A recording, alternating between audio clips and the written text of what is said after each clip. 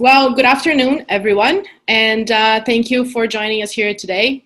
For those who don't know me, my name is Carolina Albernas. I'm Director of Business Development Operations at the Brazil-Canada Chamber of Commerce in Toronto, and I'll be your MC here today for the first Brazil-Canada New Energy Investment Forum, organized in partnership with Navigation Capital and Apex-Brazil, with the support of the Embassy of Brazil in Canada and Global Affairs Canada.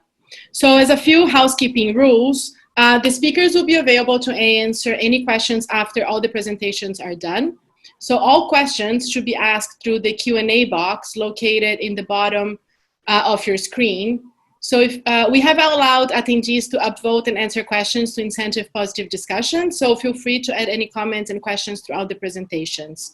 We'll also do our best to address all points raised during the Q&A session moderated by Daniel Guedes from Apex-Brazil. So first, before I introduce our panelists today, for those who are not familiar with the BCCC, for 47 years, we've been building relationships between Brazil and Canada, strengthening the bilateral relationship and investment trade, best practices, and mutual growth and prosperity. Our relationships are private and public, featuring the managing directors and decision makers of small, large, and very large companies and institutions. Our volunteer board of directors has expertise, knowledge, and connections that can only be found by being active members and active players in the Brazil-Canada market. So we're a membership-based association, and we support our members through advocacy and government access, qualified information insights, as well as connectivity. Our network is unparalleled with access to universities, not-for-profits, C-suites, executives, entrepreneurs, and conducting businesses between Brazil and Canada. We support all those connections with targeted introductions, sponsorship opportunities, and brand visibility. So if you wanted to learn more about the Brazil-Canada Chamber of Commerce and how we can help you, please don't hesitate to connect me. We have a packed agenda for today, so without further ado, let's start with our opening statements. I would like to start by inviting Roberto Scopto, Investment Manager at Apex-Brazil, to say a few words for our audience today. So thank you, Roberto, please. Good afternoon, everyone.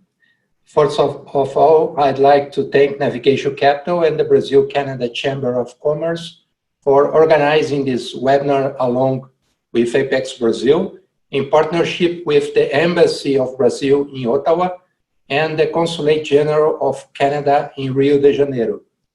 It's a great honor to be here with Ms. Evelyn Colomb, Consul General of Canada in Rio de Janeiro, and Mr. Pedro Borio, Ambassador of Brazil to Canada. I also greet and thank all the participants in this webinar. Apex Brazil is the Brazilian Trade and Investment Promotion Agency. We support foreign investors to establish or expand operations in Brazil, start a partnership with a Brazilian company, or commit capital in Brazil through funds and companies. Despite the adverse circumstances and most of our actions being canceled, Apex Brazil continues to work hard to provide qualified information to investors to mitigate the impacts of the coronavirus pandemic on their business in Brazil. Our team provides custom-made market intelligence materials for foreign investors, including relevant information for your decision-making process. We also support foreign investment funds and individual investors seeking opportunities for venture capital and private equity allocation in Brazil, facilitating contact with Brazilian funds, companies, and startups. Apex supports companies willing to invest in Brazil in the identification of suitable locations, providing general information on potential costs, business environment, and talent pool availability.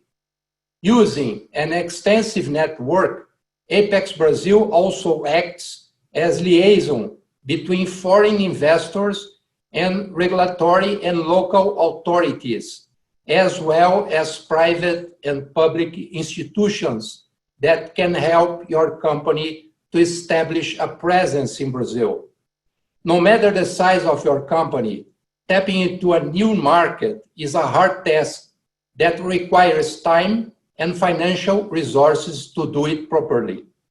In order to overcome these challenges, Apex has already supported, for example, Trina Solar, which is one of the leading solar photovoltaic manufacturers in the world and has the goal of reaching 30% of market share in Brazil. The company participated in a business round developed by Apex during the Intersolar Europe 2017, besides having our support for scheduling meetings with Brazilian private and public stakeholders of the sector. Apex Brazil has helped Brazil to be the 4th global FDI destination. FDI to Brazil increased by a sizable 26% in 2019, reaching $75 billion. This impressive growth shows investors strong confidence in our economy in the long term. Brazil is the 9th largest power consumer and producer in the world and has one of the cleanest electricity matrices, with renewables representing over 80% of the country's power generation capacity. It's important to note that much of the country's wind and solar potential remains unexploited, and the renewable energy sector is posing strong growth independent from general economic trends. I'd like to conclude by stating that Apex Brazil stands ready to assist Canadian investors. Invest in Brazil, a country of millions of people and opportunities. Thank you very much. Thank you, Roberto, for your words today. So following the opening statements, I would like to invite Ambassador Pedro Borio. I would like to invite Eveline Colombe, Consul General of Canada in Rio, to say a few words. Eveline, please.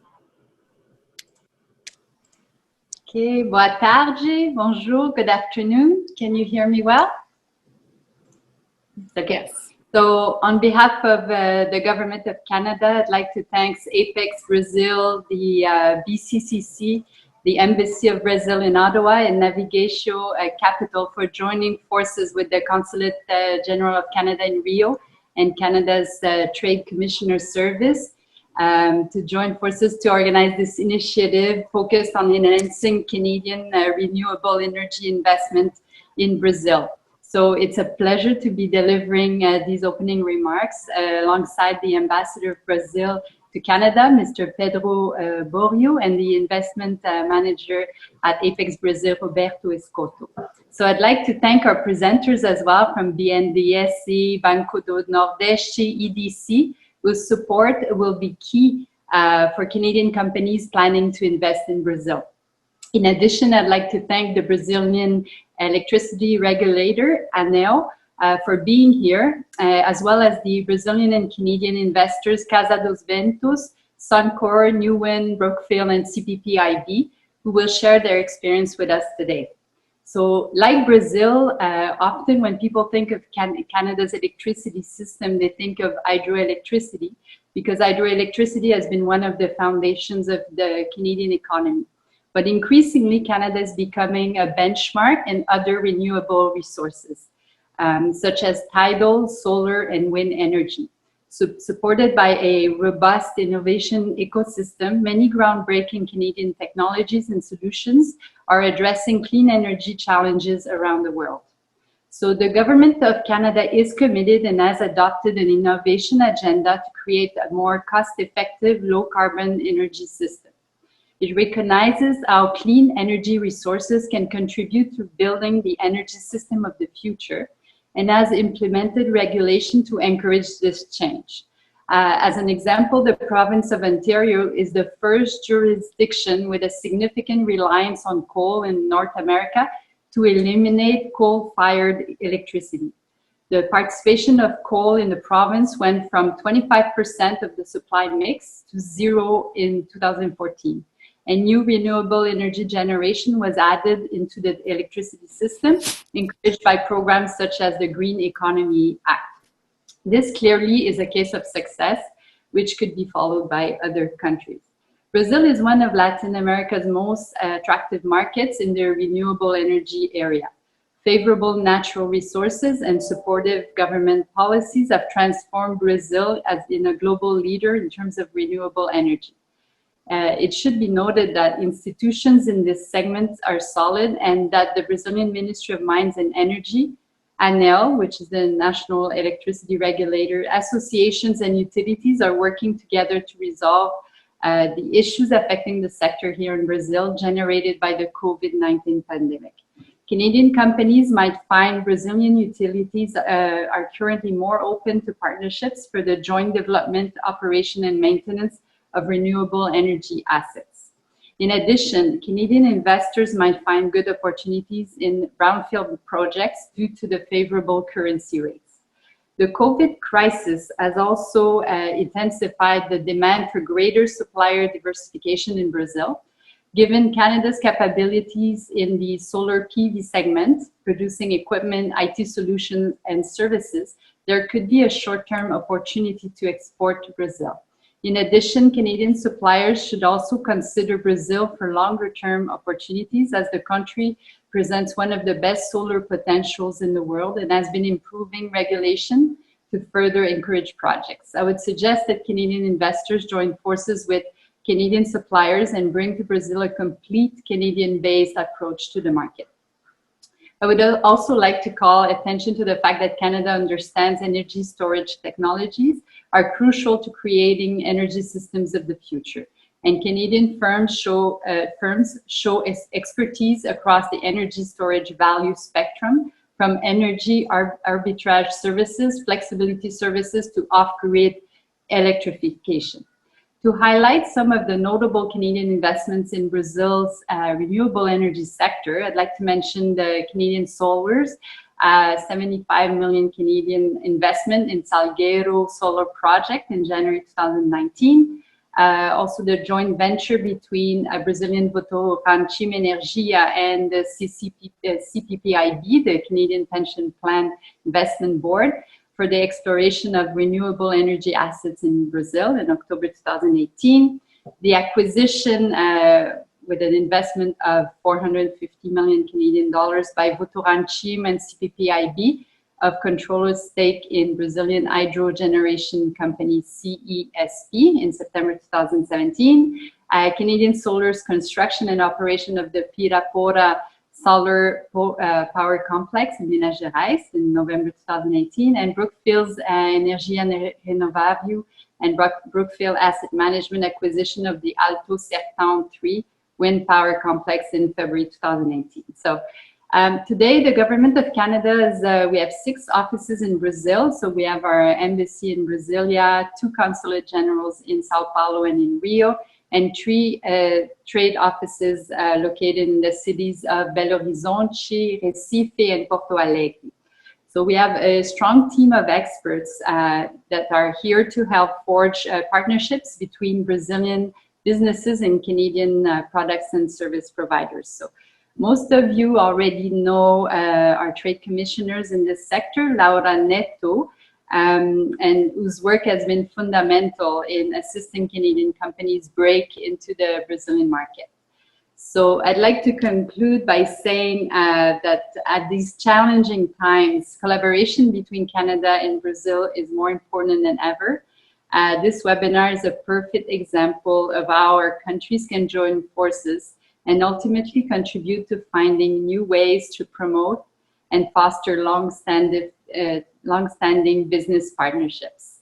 So thank you all for your interest, and I wish you a great webinar. Thank you. Thank you, Evelyn. Thank you for the nice words today. So next, I would like to call Ambassador Pedro Borio, one of the big supporters of this forum here today, to also say a few words on behalf of the Brazilian government. So Ambassador Borio, please. Thank you very much. Good afternoon. Boa tarde. Bonjour. Tous.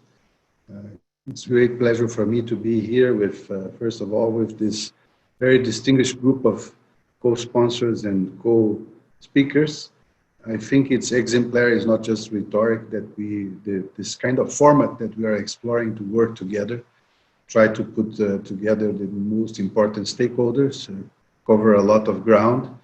And I'm very happy to be working together again with our Apex agency, showing that despite the pandemic and the problems, we didn't stop. That's one of the key points I would like to stress.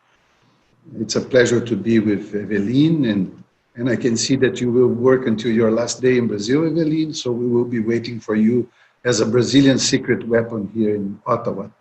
We wish you all the best.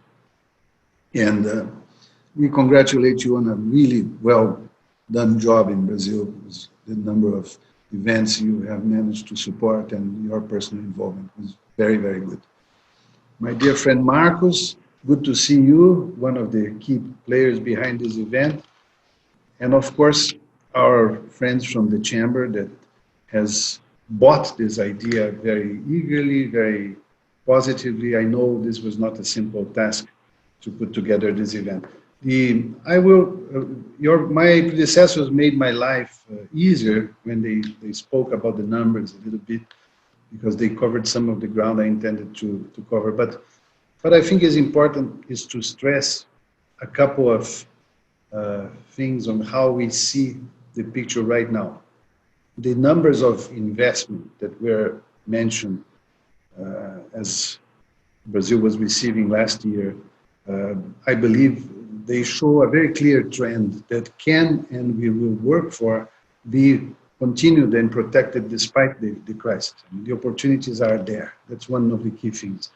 The other aspect that I think is very important is the diversity and the substance and the enormous stock of investment that Canada has already in Brazil. We have investments from Canada and Brazil for way more than 100 years.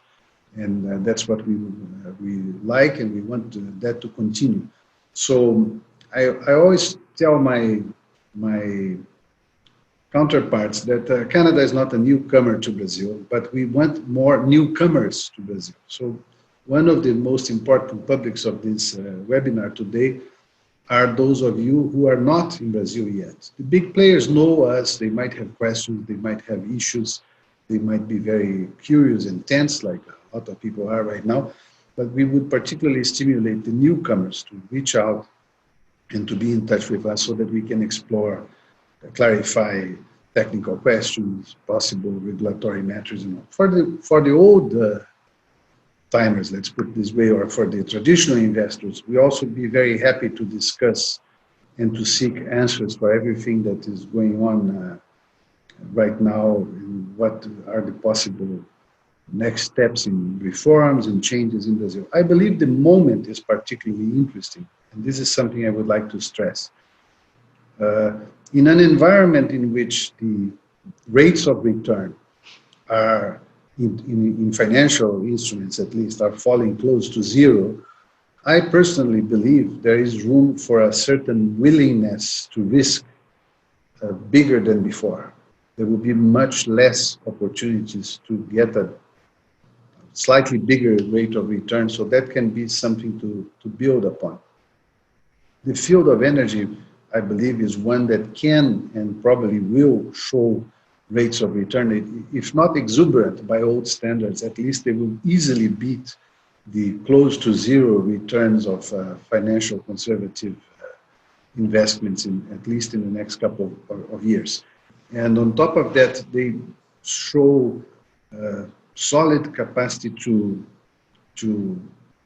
have a continuous return, I believe. So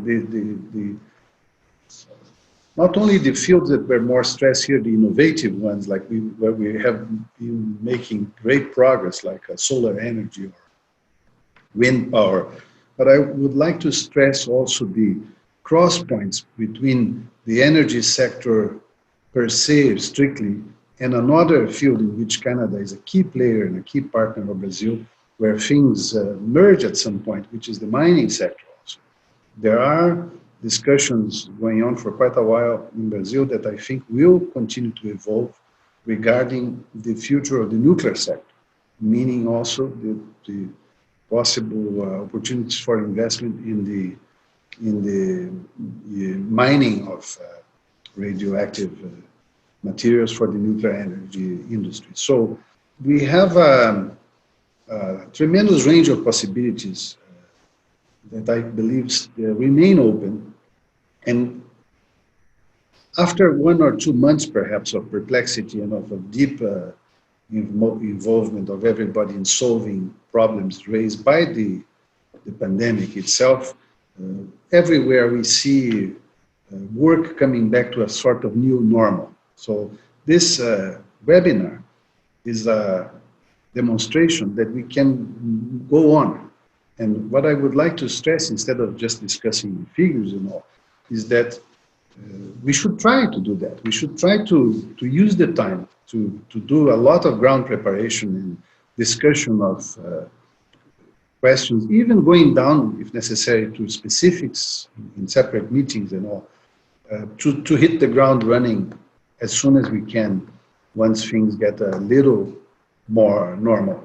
There have been new developments in Brazil very recently, like the carbon markets, the biofuels regulations and other, that we have already started to see the developments that they raised. And I'm sure that a number of the participants will cover a lot of ground about the specifics that they are seeing.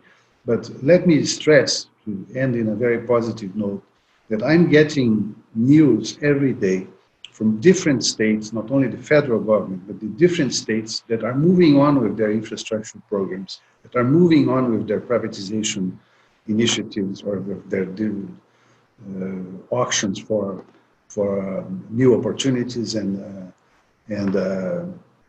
other possibilities that I think would be of interest. So I always repeat, and those of you who have participated with me in other events, I apologize for doing it again, that the only bad question is the question we don't ask. So please, if you have questions, if you have specific interests, come to us, the embassy, come to Apex, come to the chamber, and we'll look aggressively, come to the Canadian partners, and we'll look aggressively for answers for you, because we want to keep moving and moving as fast as we can. I always say with Canada, we can do it.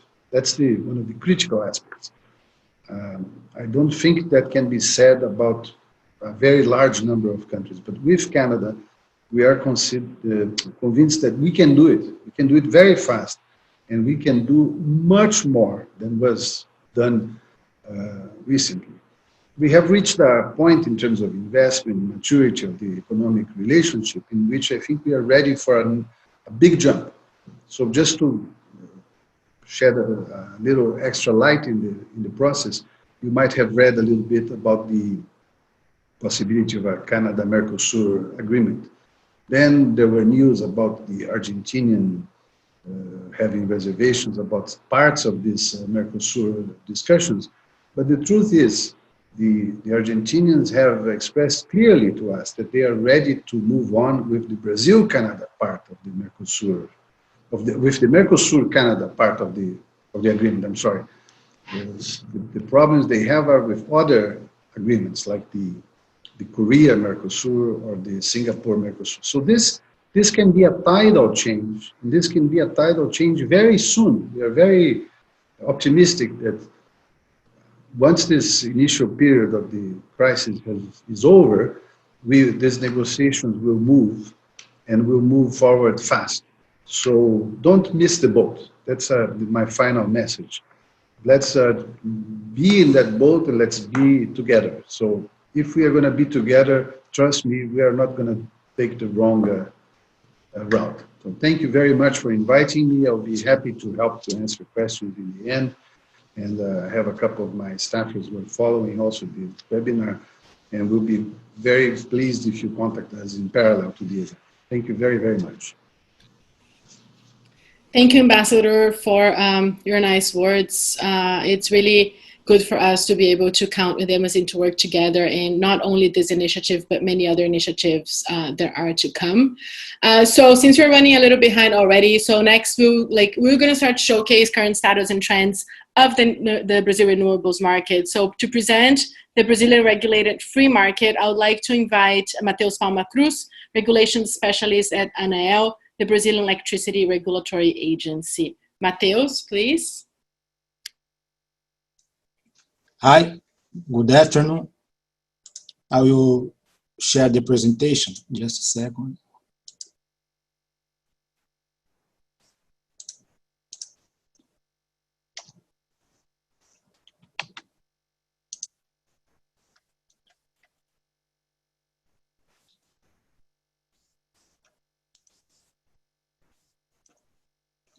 Do you see the full screen? Yes. Okay. My name is Matheus Cruz. I work at the Superintendence of Economic Regulation and Market Studies at ANEEL. I will show you some points related to the Brazilian electricity market to try to give you an overview of our market and how it works.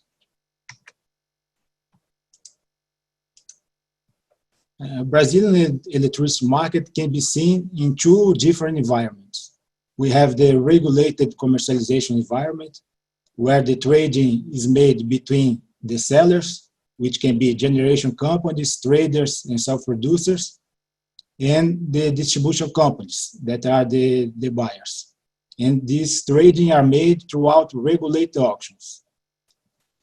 And we have the free environment, where the trading is freely made between the agents throughout bilateral contracts. We can see here our trading arrangements. The regulated market is on the left. It's like a single buyer model, where the sellers in a specific auction sign long-term contracts with every distribution company participating in that auction. And the tariffs that consumers pay are regulated and calculated by ANEEL. On the other side, we have the agents participating on the free market, with bilateral contracts freely negotiated. Free and special consumers can also sell their surplus. A free consumer is a consumer with an installed load, installed capacity of 2 megawatts or more that have the right to choose his supplier. We also have what we call a special consumer. A special consumer has an installed load of 500 kilowatts or more, and it's allowed to buy electricity from wind, small hydro plants, biomass, and solar sources. And now I will show you some requirements of our commercialization model, established by law and decree. Distribution companies, on behalf of captive consumers, as well as free consumers, special consumers, and self-producers, they must have contracts for 100% of their load requirements. Generators and self-producers, they can either sell on the regulated or in the free market, but they also must have capacity on generation plus buying PPAs for 100% of their selling commitments. Same thing for traders.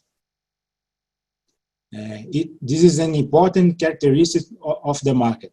And the main goal is to promote the supply adequacy throughout the incentive of long-term contracts.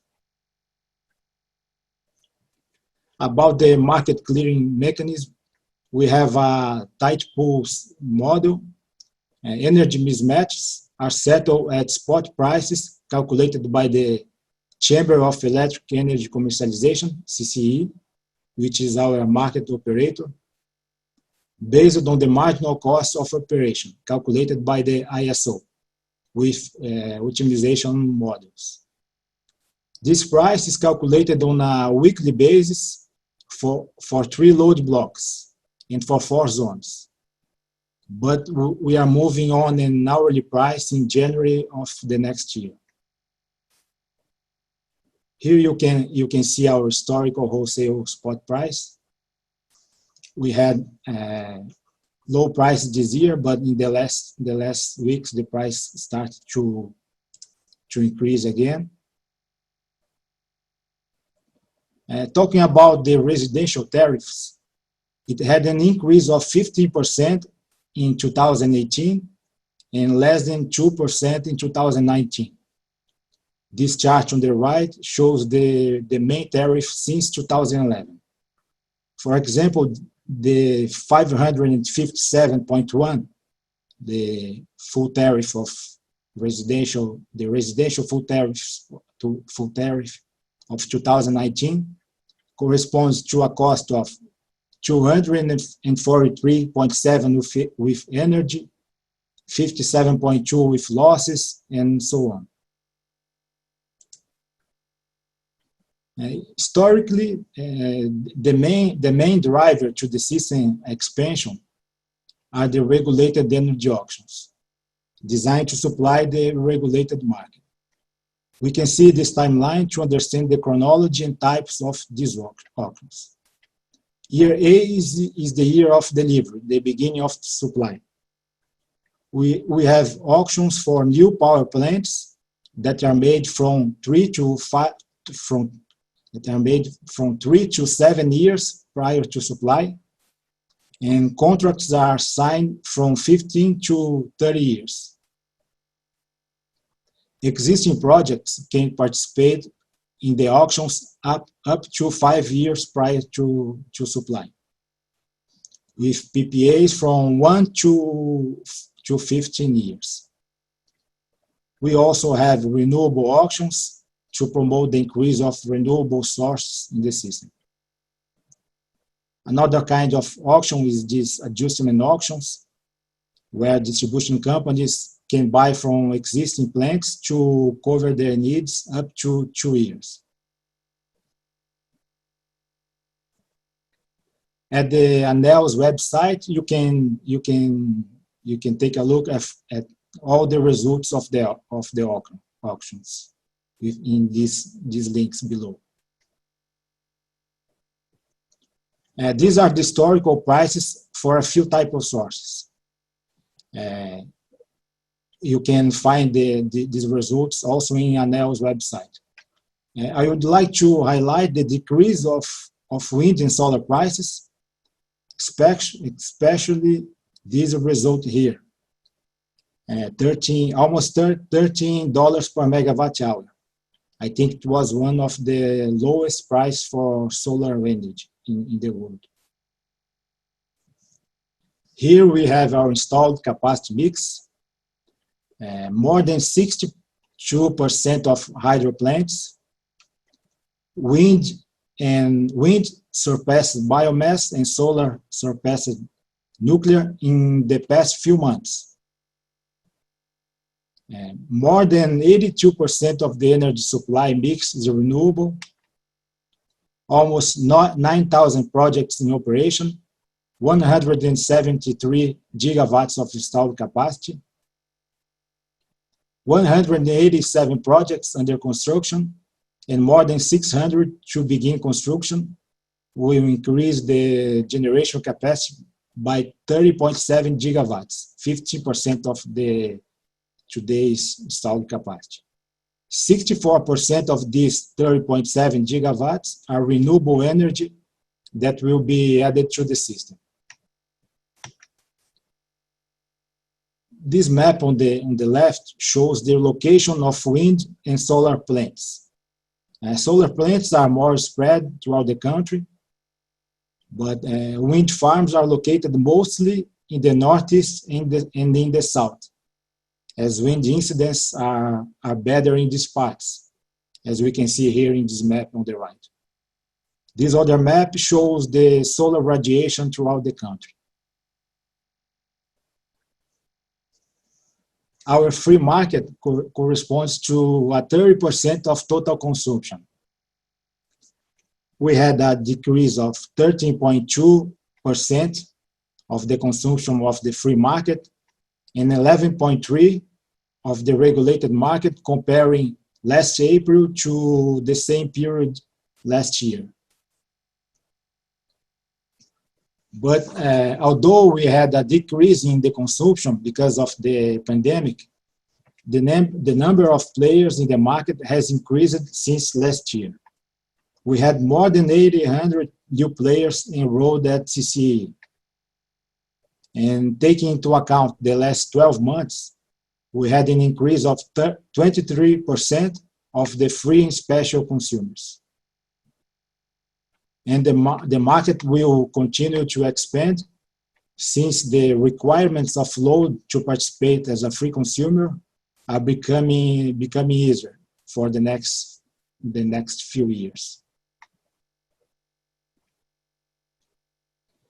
Here we can see the load forecast made by EPE, the energy research company, for the next 10 years. And the latest forecast in red for the next 5 years made by CCE. And with this consumption of electricity per capita here, I would like to show the potential of Brazil's consumption growth with the development of the country. You can see here Canada is in first place.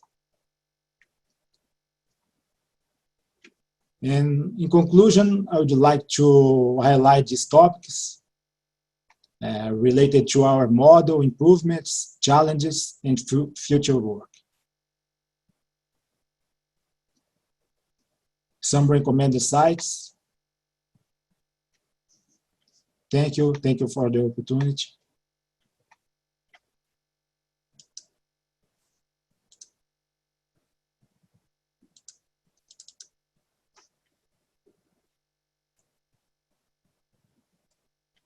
Mateus, thank you for our presentation. If you have any questions for Mateus, please add to the Q&A session, and we will answer all the questions after all the presentations are done. Carolina, let me just say, I'm afraid I did not mention the ANEEL in the beginning, but it was absolutely brilliant to have this very, very clear presentation done by Mateus, and I would like to correct my mistake and tell him thank you very much. I would love to have printed those tables. I think they say everything that has to be said as stimulus for this. Thank you. Thank you, Ambassador. Thank you, Ambassador Pedro, for your comments, and thank you, Mateus, for the presentation. So questions, please add to the Q&A. We would like to now call Guilherme Arantes from BNDES to do the presentation on financing. Thank you so much.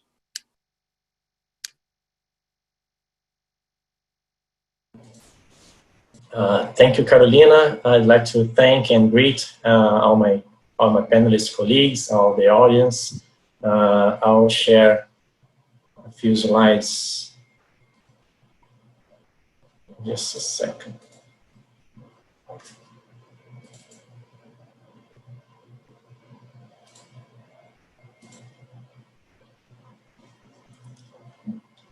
Can everybody see the slides? Yes. Okay. So I'd like to thank you again and say that I'm very glad to be here. It's always I'm always happy to speak in the name of BNDES, especially concerning to this subject, renewable energy financing. That's such a valuable topic for us. And I'll explain why in the next slide. So just to put in context, BNDES is the Brazilian Development Bank. We are a 100% state-owned company, founded in 1952. We have over 2,600 employees, and we act as a policymaker advisor. Long-term financing. For a long time, we have been the main source of funds for long-term financing in Brazil. So this slide is, I always like to start the presentations with it. That shows us how important BNDES is for the financing renewables. So BNDES ranks first on top clean energy projects global lenders list. This list is released by Bloomberg New Energy Finance. And as you can see, we have been the first one in world, and we have to take in to consider that BNDES is only supporting projects inside Brazil, when a lot of other banks are multinational banks, and they work in several countries all over the world. So this next slide shows us the growth of generation capacity in Brazil on the past 20 years. So since the year 2000, Brazil has expanded the power capacity. Generation expansion was about 97 gigawatts. And in the same period, BNDES approved over 70 gigawatts of generation projects. So by these metrics, BNDES financed over 33% of the added capacity since the year 2000. So this is to show how important the power sector is for BNDES, and the same how BNDES is important to the power sector in Brazil. So this is a very the wind case in Brazil is something that is very important for us. We're very proud of this case.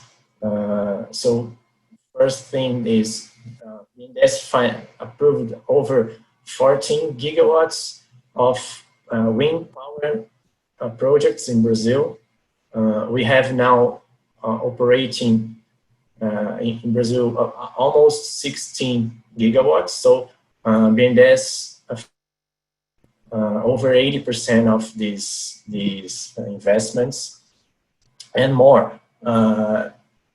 In terms of equity, the wind case has brought to Brazil over 55% of newcomers to invest in Brazil. So only 40% of the investors were incumbents. The other 55% were newcomers from Brazil. So how this case, the wind case attracted Brazil. And on the debt side, BNDES could help to foster the capital markets in Brazil. BNDES could work together with other agencies, multilateral agencies, and development banks all over the world, sharing guarantees. And one other special thing was that BNDES could issue green bonds because of this wind power portfolio. So BNDES was the first bank in Brazil to issue green bonds abroad. BNDES issued $1 billion in 2017, backed by these 8 wind farms that has around 1.3 gigawatts capacity and over 400 million tons of CO2 avoided. So it opened the way for other Brazilian green bonds. So we once again think that we did our part. We played our role to take the first steps and and open the way in Brazil for new opportunities. Just to highlight that last year we were accredited by the Green Climate Fund, and we are in discussion on the scope. So energy is definitely under the scope, under discussion. So talking about the conditions, so our conditions today for our sector, we can go up to 40 to 24 years term for power generation and power transmission, and for distribution, energy efficiency, distributed generation and smart grids, we can go up to 20 years, and we can leverage up to 80% of the total capex. Of course, it's limited, especially for the finance is limited for minimum debt service coverage ratio.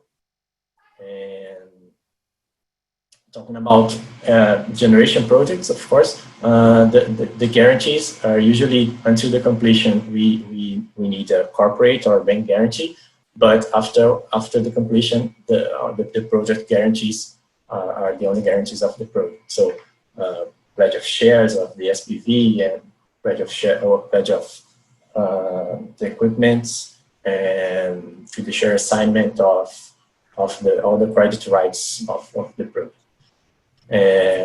And just for reference, our interest rate is about the IPCA, which is our official inflation rate, plus 4 to 5% per year. But of course, it varies from each project. It's just to have a reference of how are the spreads today.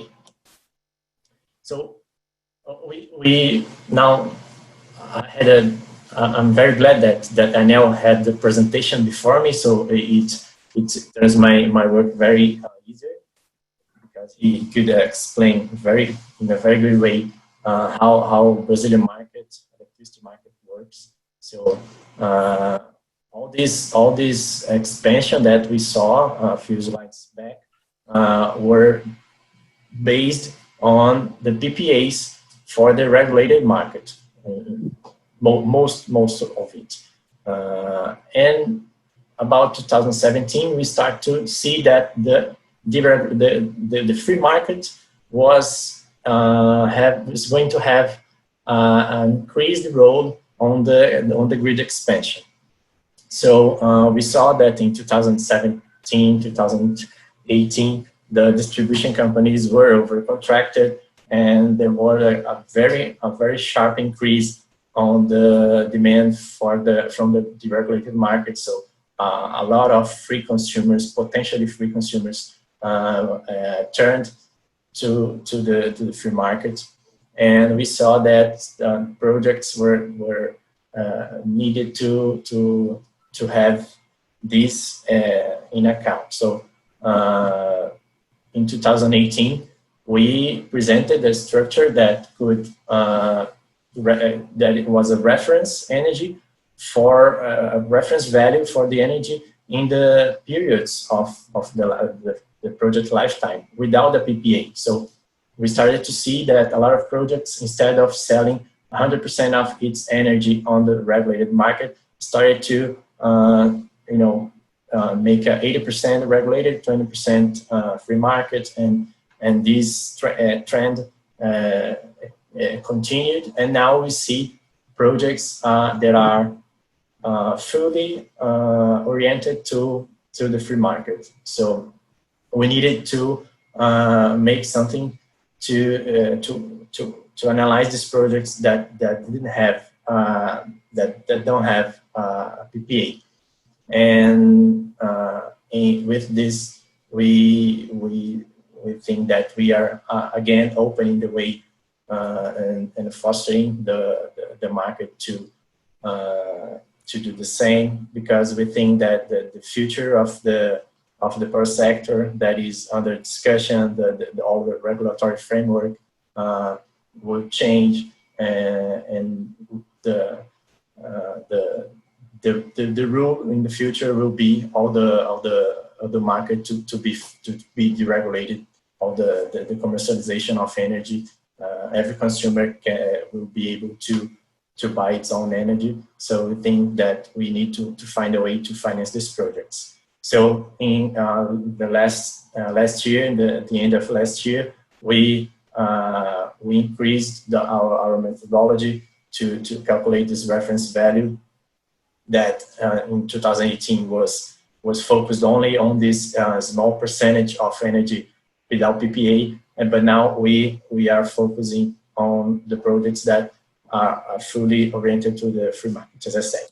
So this is the the last slide, where I show we have what I call the support price, which is a reference for the credit analysis. So if the project doesn't have a PPA, we consider these values to do the credit analysis and calculate the parameters of the project and the debt service coverage ratio and everything.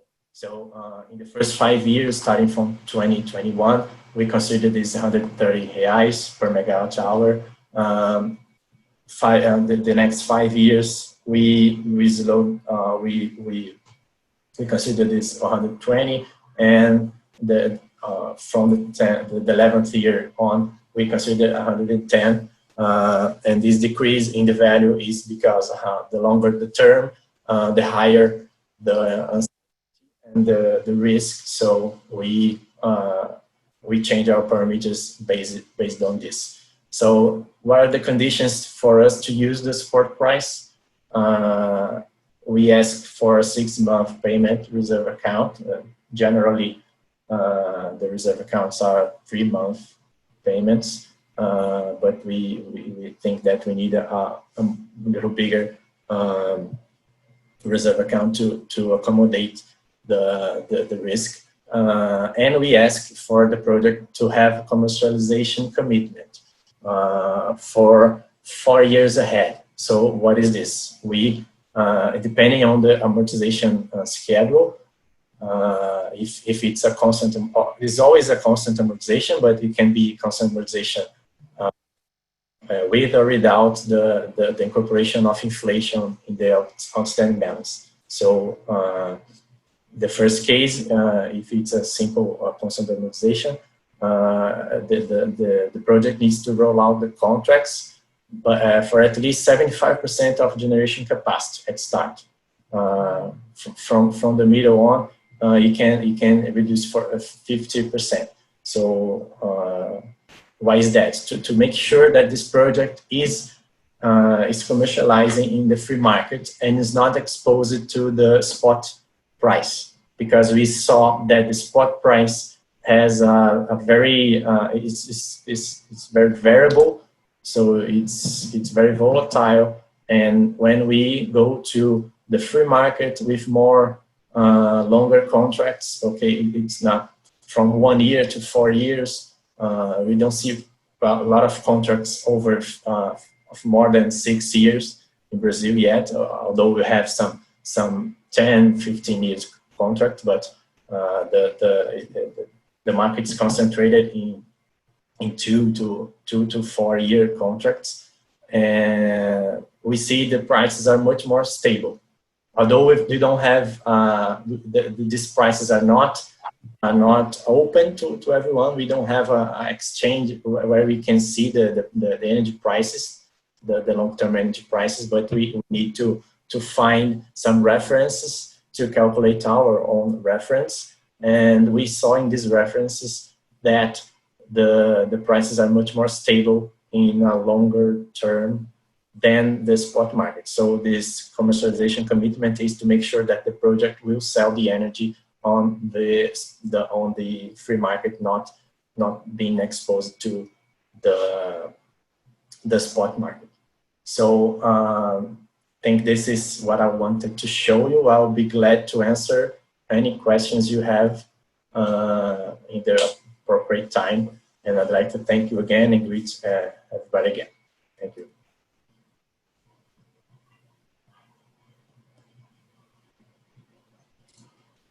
Thank you, Guilherme. Thank you for the presentation. And to keep the discussion on financing options, I would like to call our next speaker, the Banco do Nordeste, Nicola. I think you're next, please. Nicola Miccioni from Banco do Nordeste is going to do his presentation now. Thank you. Hello, everyone. Good afternoon. First of all, I'd like to thank you on behalf of Banco Nordeste, the invitation for this presentation. I'd like to greet the Ambassador Pedro Borio and Carolina for this organizing this webinar. And I would like to share you a presentation. Just a moment, please.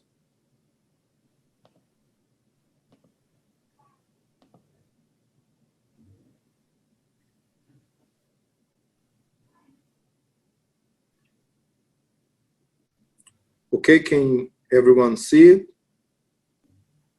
Yes.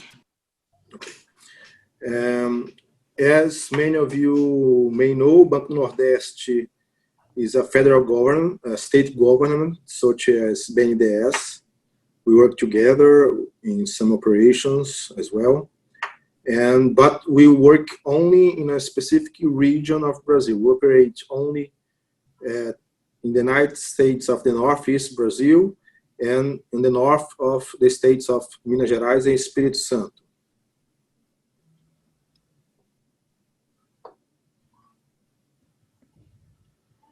As I told you, we work as a development bank for the Northeast region.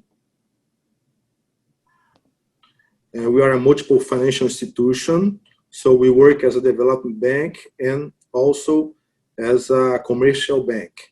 We have already 68 years of experience. We complete one more year next month. We are the largest regional development bank in Latin America. We have some products very specific. One of them is the microcredit. We have the most oriented productive microcredit program in South America since the late 90s. It's a very specific program, renowned in all the world.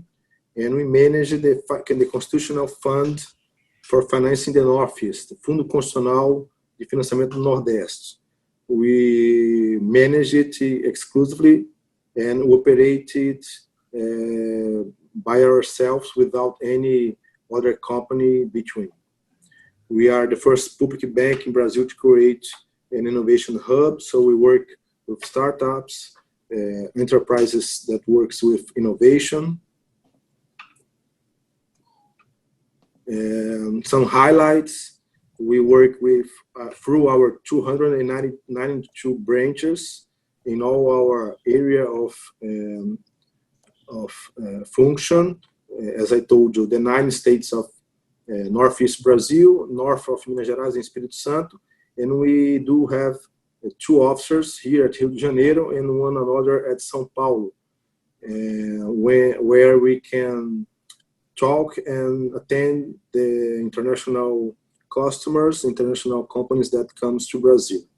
We work already with some Canadian companies, some of them that are hearing us right now, have operations with us. But for those who doesn't know, last year, for instance, we could put on our area of function almost 30 billions of reais. It's like 5 to 6 billions of American dollars. We have already approximately 4 million active customers. And in our area of action, we represent almost 62% of long-term credits. Another information, 65% of rural credits, and we represent 8% of the regional agents in our area of function. FNE, as I told you, is our main funding for this purpose, renewable energy. Is a federal public policy instrument operated by Banco Nordeste that aims to contribute to the economic and social development of the Northeast through the execution of financing programs for the productive sectors. Here is the area of occupation that we work with. As I told you, the 9 states of the Northeast region and the north of Minas Gerais and the north of the Espírito Santo. Up over the Rio Doce area. Some financial economic performance of the last year. Last year we could perform, as I told you, more than 30 billions of reais. If we include some other fundings, more than 40 billions of reais in our area of function. At the end of 2019, the BNB ended with 58.6 billions in assets, and the FNE more 90 billions of reais. We had incredible profits last year, the bigger in our history, almost 2 billions of reais of profits. Although we are a development bank, a state bank, we have goals. The profit is very important in order to correctly bring our stakeholders the functions that we work with. So, since the FNE was already established in the region in 1989, we have already invested more than 270 billions of reais. I will show now some opportunities in this area. We have a lot of programs. We work through all the scenarios, all the phases in our economy, since agribusiness, innovation, infrastructure, trades and services, industrial, but we will talk here about renewable energy, what is FNE infrastructure and FNE green. Funding conditions for renewable energy. As I told you, we work since the early 2000s with renewable energy. In the first phase, we had a lot of projects in wind power energy. From 5 to 6 years already, the sector began to work with solar projects, and we restarted our function in this renewable energy. We work with generation, transmission, distribution of energy in all the sectors. To companies up to 300 millions of reais annual gross revenue, which is like 76 millions of Canadian dollars or 57 millions of American dollars. We finance up to 50% of the capex of the projects.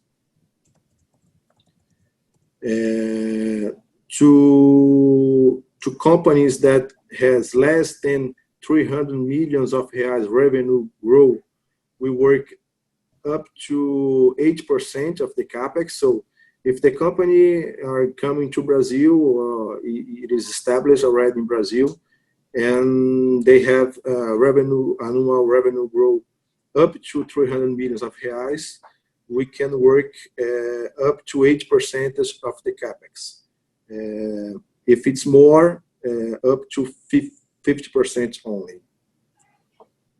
Here are some deadlines. In power generation transmission, we work with 8 years grace period in 25 years total.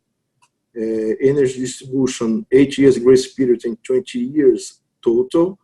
It is established case by case. The operations are worked together with the company in a tailor-made operation, so that we can construct a specific way to refund and to establish the guarantees of the operation.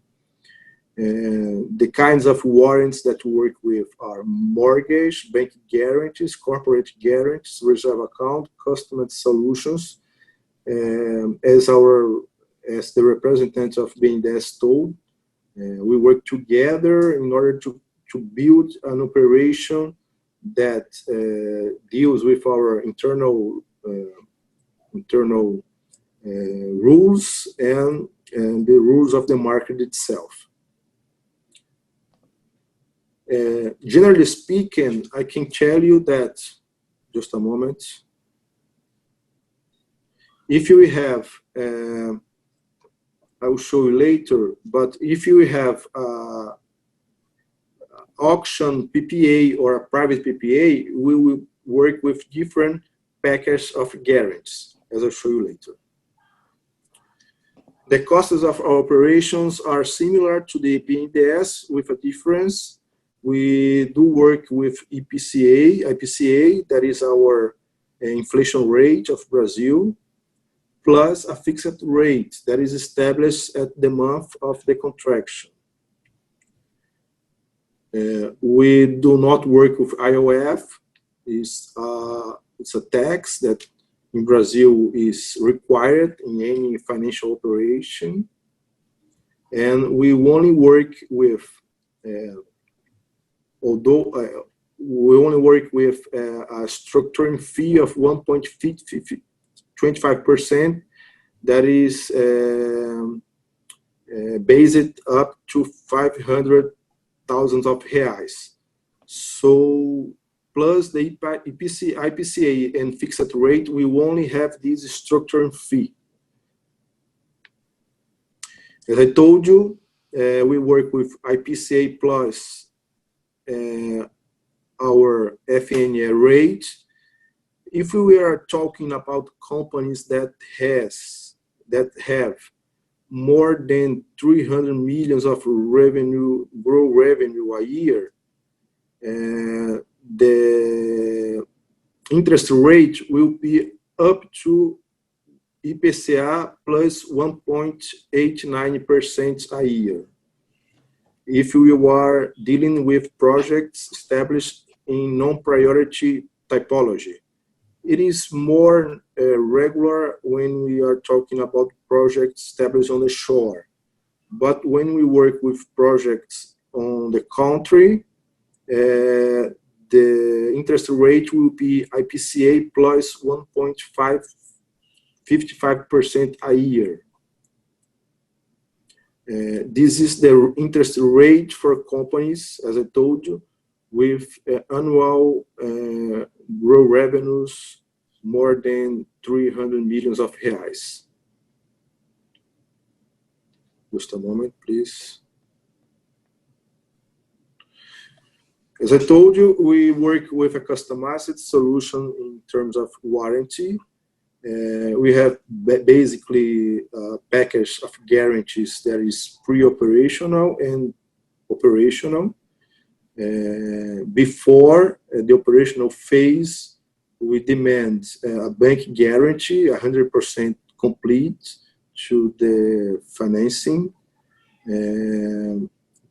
And when we work on the operational phase, we can, with some covenants, some financial covenants, contractual covenants, and the package that is standard for this kind of operation, we can release or not the bank guarantee depending on the kind of PPA that we are working with. If we are talking about auctions PPAs, we will release the bank guarantees as soon as the wind farm or the solar farm goes on operationally. If you are dealing with private PPAs, we can construct a solution, but we will probably require for a time, for a period, a part or even 100% of this bank guarantee. The Bank do Nordeste doesn't work with financing operations without real guarantees. It's established in our internal rules. So, or we have an auction PPA, or we have a private PPA requiring some part of banking guarantees. If it is 100% or less than that, and varying on the time, it will be established and work together with the company. Here I show you the hiring flow. This presentation, I think, Carolina, will be shared with all the audience and the co-speakers so that you can see more specifically. But I can tell you that we work with 116 working days as a complete hiring flow period from the customer register until the release of the contract to signature. So depending on the organization of the company itself, I can tell you that between 3 to 4 in this range of period of time we can contract an operation.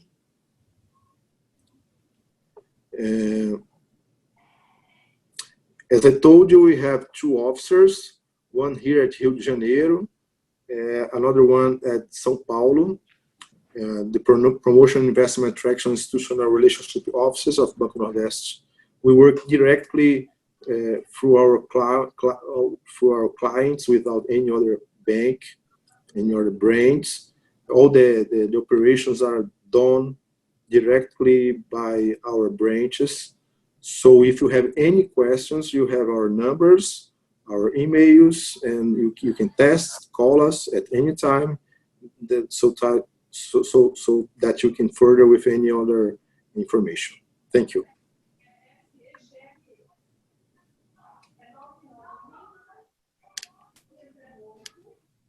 Thank you, Nicola, for the presentation. Yes, we will share the presentations with everybody that registered to the event after it's over. So to continue our presentations on financing options, I would like to invite Fernanda Custódio, Senior Manager for EDC, Export Development Canada in Brazil, to talk a little bit about what EDC has to offer and how they can help. We just asked the speakers to try to respect the time, so because we're running a little bit late already. So if you can just keep the presentation to the time, I appreciate it. Thank you so much, Fernanda.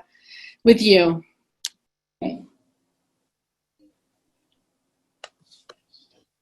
Okay, thank you. So first of all, good afternoon to all. Bonjour à tous. Boa tarde a todos. Eu gostaria de agradecer primeiro a BCCC, I'd like to thank BCCC, Apex and Navigation for the organization of this webinar, as well as Global Affairs Canada and the Embassy of Brazil in Canada. So it's really a pleasure to participate in this event with such a high level of participants, both attendees and panelists, okay? So I'm gonna share my presentation. A minute.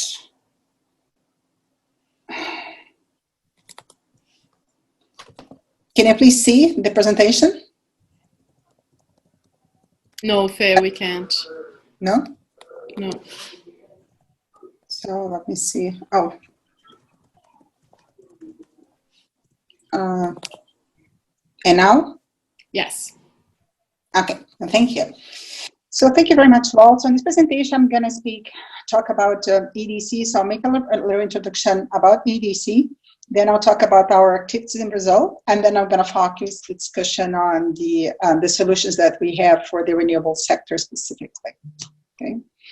So just a quick overview. So EDC is Canada's official export credit agency. So we're a Crown corporation, uma empresa estatal. We're wholly owned by the government of Canada, right? So a financially self-sustaining institution rated AAA. And we operate on a commercial principles, so we don't offer subsidies, okay? Our mandate is to support and develop directly and indirectly Canada's export trade and Canadian investment, international investment. And we do so through the provision of financing insurance solutions, as well as market intelligence to Canadian exporters and Canadian investors, okay? So in terms of numbers, so last year, our business volume total was above $102 billion Canadian, and we have done business in over 200 countries. Okay, $16.1 billion were in support of Canadian investment abroad. Okay, and 2.5 billion were in support of the clean tech sectors. Okay, just wanted to have a quick highlight on our recent programs that support women-owned and women-led business. So last year we provided business in support of these women. Led and managed companies in the range of $650 million Canadian. Okay, so this is one of our main priorities to us. Okay, so our head office is in Ottawa, and we have around 30 offices throughout Canada, and we also have 21 representations outside Canada, most of them are collocated within the Canadian diplomatic posts throughout the world. So we work in close collaboration with the diplomatic posts of GAC. Okay. In terms of geographic segmentation, so about 67% of our business goes through the Americas, most of it to North America, so it's the US and Mexico in particular, and about 10%, almost 10% of our business is to Latin America, excluding Mexico. So the Americas really represent the bulk of our business throughout the world, okay? EDC also has a very solid CSR strategy and policy. So we are signatory of several international agreements throughout the world, including with the Equator Principles, OECD, you name it. Okay. Okay. I'm going to leave this paragraph with you, but just wanted to highlight that EDC has been part of the Government of Canada response to the COVID-19 pandemic. So we are offering a number of programs to help Canadian companies weather the storm, both medium-sized, small-sized, and large companies. Okay, so these are the highlights of some of our programs. So if any of the companies in the audience need our support, don't hesitate to contact us. Okay. In terms of Brazil, I wanted to just to give you some highlights. So last year, our business volume in Brazil was over $2.6 billion Canadian. We served 352 customers, of which 6%, 70% were small to medium-sized companies. We are fully open in Brazil. We have no restriction whatsoever, on the contrary. Okay. And in terms of South America, this is some of our key relationships. So our business in the region has been very much with, several mid-sized companies, small to mid-sized companies, but also large corporations, in particular in the mining, our oil and gas and forestry segments. Okay. And I also wanted to highlight some of the Canadian investors that we have supported in South America in particular. So last year, we have supported Brookfield in 2 transactions, one in Colombia with Isagen, and also in Brazil with VLI. So one in the power sector, one in the logistics sector in Brazil. We also have supported a transmission line company owned by a pool of Canadian pension funds in Chile. And we also have provided financial support to Scotiabank in Peru, big customer and partner of ours. Okay. Now, moving to what we do. Okay, so this is a list of our mandate. Mandate would be our eligibility criteria. So what is it necessary for us to support a certain transaction? Okay, so first of all, what we support is the export of goods and services. Okay.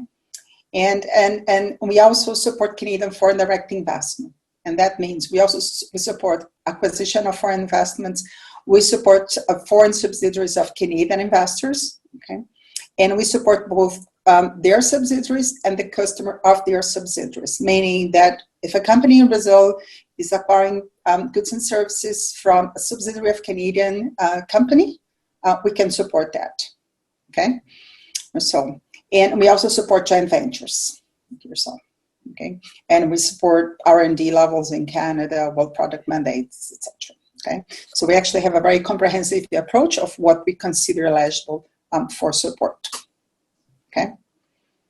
In terms of solutions, EDC is a financial institution which combines both financing and insurance. Okay, so we're kind of a combined financial institution. So within our insurance program, we do have accounts receivable insurance, we have a surety program. And within the financing programs, we have a range of financing solutions that we can provide. In this presentation, I'm going to focus on the ones that we use for the renewable sector. Okay. So on the renewable sector, okay, so I'd like to highlight the 2 solutions that are the ones we use more often for renewable energy investment throughout the world. Okay, so first of all would be our performance security guarantee, and then I'm going to talk about financing program. Okay, so first of all, on our performance security guarantee, it's our PSG program. Okay, it's a program whose purpose is to guarantee banking instruments for contract performance.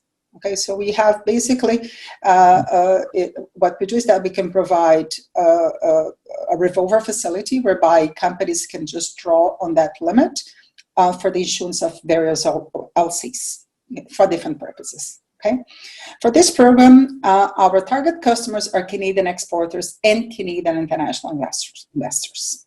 Okay, I just wanted to highlight that this solution can also be deployed through surety products. So we have the flexibility to use a bank product, okay, through the PSG, or a shared product. Okay, each one has unique features, but they actually can suit very similar needs. Okay, so how the account PSG work? So as I mentioned, it's just that it works as a revolver, right? And the capacity is just utilized to support standby LCs.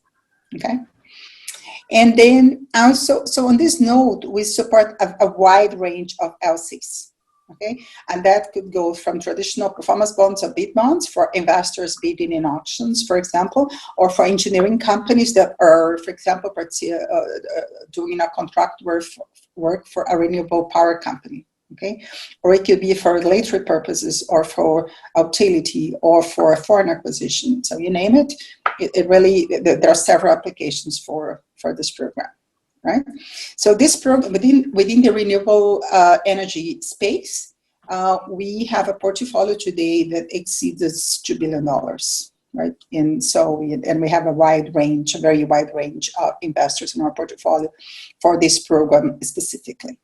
Okay, so this program is basically 100% risk transfer. So basically, it's a program where you transfer risk to EDC, and you can, save your capacity on your bank relationships. Okay, we provide additional capacity. We provide pricing in line with market. Okay, and it's a very easily deployed program. So it's very unique to EDC, the way we provide that capacity, and it's really a very valuable tool for international investors. Okay, and again, we have a huge expertise on the in supporting renewable energy projects outside Canada under this program. Okay, and then following to that, our next program will be financing. Okay, so what do we do that? So basically, we provide loans in support of Canadian goods and services exported, or and also, this loans could also be in support of the contract of Canadian goods and services contracted through Canadian companies, even from their international subsidiaries, right? And we also support Canadian international investment. Okay, under this program, our target customers are both Canadian international investors, okay, that are doing both greenfield investment, brownfield investment, M&A, financing their subsidiaries, you name it, right? And then under this program, we also finance foreign buyers of Canadian goods and services. So just to give some examples, some of the companies we financed in Brazil in the power sector in the past would be companies like Energias, it's like a current customers, and CPFL used to be a customer and more. So just to give some examples of customers under this program, okay? On this note, okay, we do have two separate programs. We have corporate loans, and we also do project finance, okay? On the corporate loan side, basically what we do is that we provide loans on the balance sheet of a company, okay?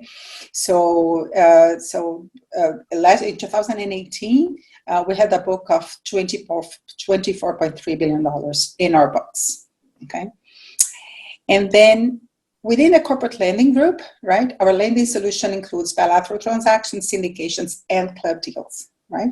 So we have a wide experience working in partnership with several financial institutions throughout the world, okay? A couple of points: we are not a lender of last resort, and we rank pari passu with other senior creditors, okay? And we do have the ability to fund in a number of currencies. In the case of Brazil, we cannot fund in Brazilian currency, but we can take the local currency risk, right? So we are open for that in the Brazilian market, okay?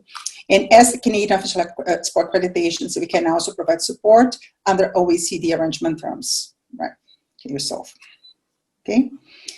So on our project finance side, right, so we have the most experienced and one of the largest internationally focused project finance teams in Canada, established in 1995. And since then, we have done 440 transactions and over $33 billion in volume on our project finance team.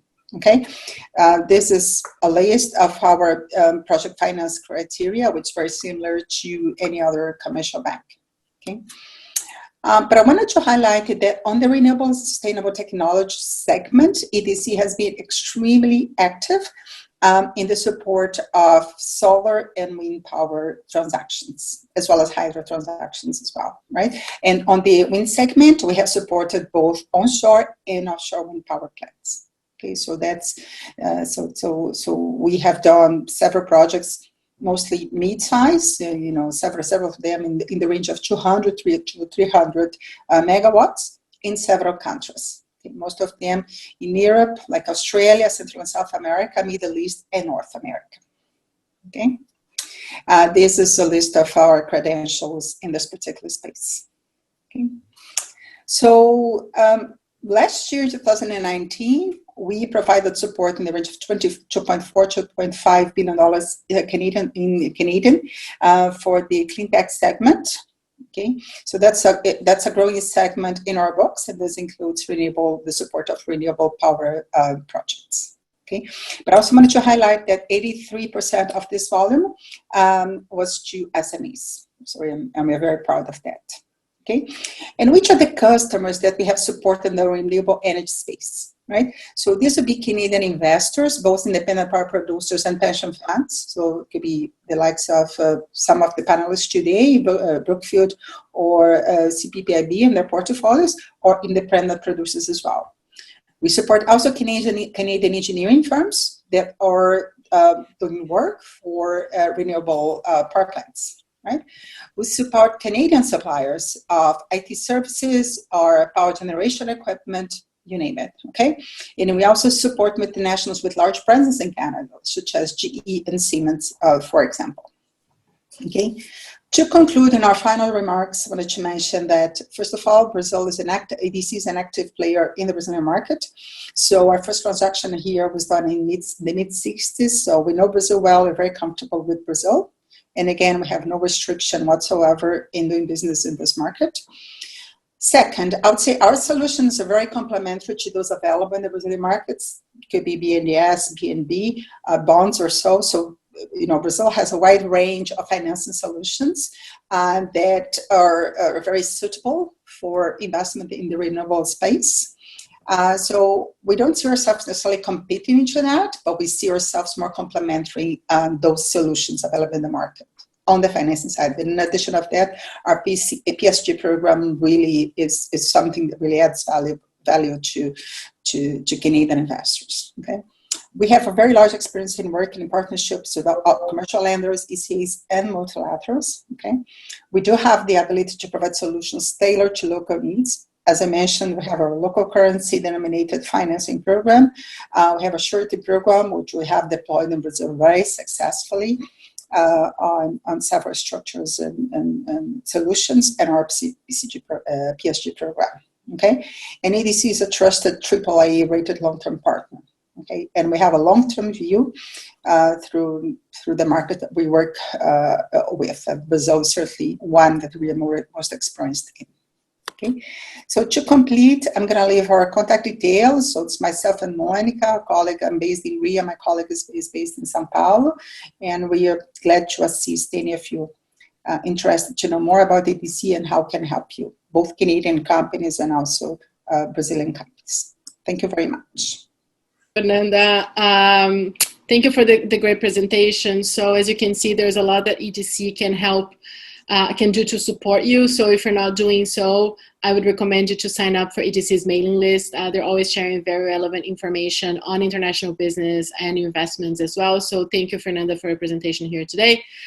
So for our next session of the event, we have two relevant case studies being presented. I will start by inviting Evelyn York, Vice President in Brookfield's Infrastructure Portfolio Management Group, and also board member of the Brazil-Canada Chamber of Commerce, to talk a little bit about their experience in Brazil. So Evelyn, please. Thank you, Carolina. Let me see if I can share my screen.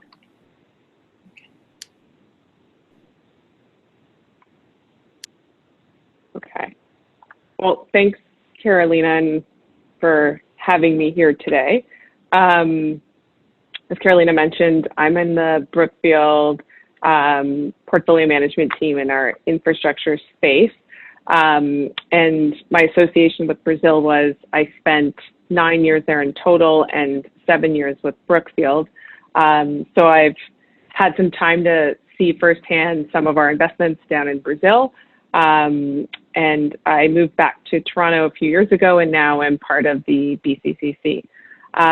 So Carolina, if you want to go to the next slide, I'll just give an overview of Brookfield in general for those of you who aren't that familiar with us. So Brookfield actually started, funnily enough, in Brazil over 115 years ago as a joint venture between Brascan and a Brazilian company.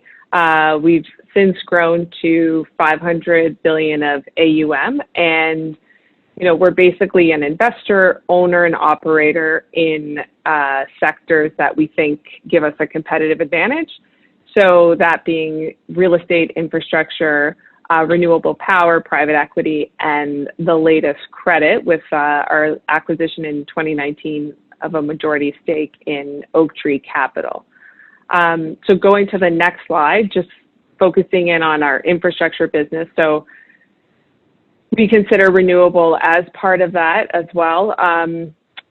We have 113 billion of AUM in our infrastructure business. We're in most continents around the world, and 42% of that is renewable power. So that's pretty impressive. Mostly hydroelectric plants, but we also have some wind farms and solar and storage facilities. So interesting, our renewable power business has one of the lowest carbon footprints in the electricity sector. And to give you context, it generates 57 terawatt hours of clean electricity annually, and that replaces 27 million metric tons of annual emissions. So just to give you the size of that, that's basically offsetting emissions from about 5.3 million passenger vehicles driven every year. So a pretty sizable portfolio. So going to the next slide, so just to give you kind of Brookfield in Brazil, we have 22 billion of assets under management with about 3 billion in renewable energy. Most of that is in hydroelectric plants. That's where we've made the majority of our investments. But over the last, say, 5 years or so, we've also entered into biomass and wind plants, and most recently solar, which I'll get to and touch on in our case study. And, I think this just highlights that even though Brookfield has been in Brazil so long, we've still continued to invest in kind of new sectors that are new to us. So being solar, and two, I'll touch on this later as well, in 2016, we invested in transmission lines for the first time. So going to the next slide, kind of looks a bit similar, but this is just honing in on renewable energy. And Carolina, can you go to, I don't know if it's frozen, but can you go, perfect. So this is just showing our presence. We have a pretty big presence in the south and center part of Brazil, again, mostly hydro, and then you can see the wind farms in more so the northeast. And then on to the next slide, what I just wanted to kind of touch on is the future trend of decarbonization. So I unfortunately don't have Brazil in here, but I think this just shows you in states and in countries kind of the growth that we're seeing on renewable energy. We're looking at globally reduction in fossil fuels, looking at new types of renewables, particularly technologies in distribution and generation, and even development of new technologies like batteries, as well as lowering the cost of renewable technologies like solar. And this just shows you that, a lot of these countries have mandates to meet targets in the next 10 to 20 years, and we're still far from there. So there is going to be a continued big push in renewable investments in order to meet these benchmarks worldwide. And Brazil is a great place that has a lot of resources for us to be able to do so. So going to the next slide, just going into our case studies. So the first one is on our solar investment in Brazil. So we've made our first solar investments in 2 properties, 430 megawatts in total of capacity for about $130 million. And we made these in 2020. And I think what is interesting is for people that are on the call that are looking to invest in Brazil and maybe haven't had previous experience, one interesting thing that we were able to do here was kind of replicate a thesis of in some other sectors, even though this is a new sector to us.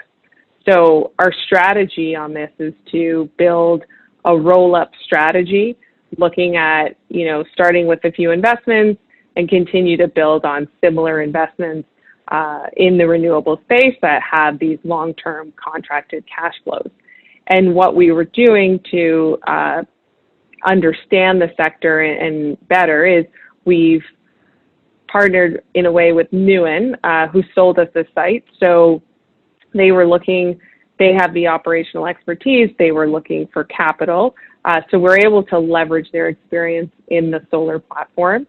And we also chose to look at transactions that are shovel ready. So both these deals have all their permits, before we close, have all their permits and all their licenses. So the risk of not being able to do this construction project is diminished.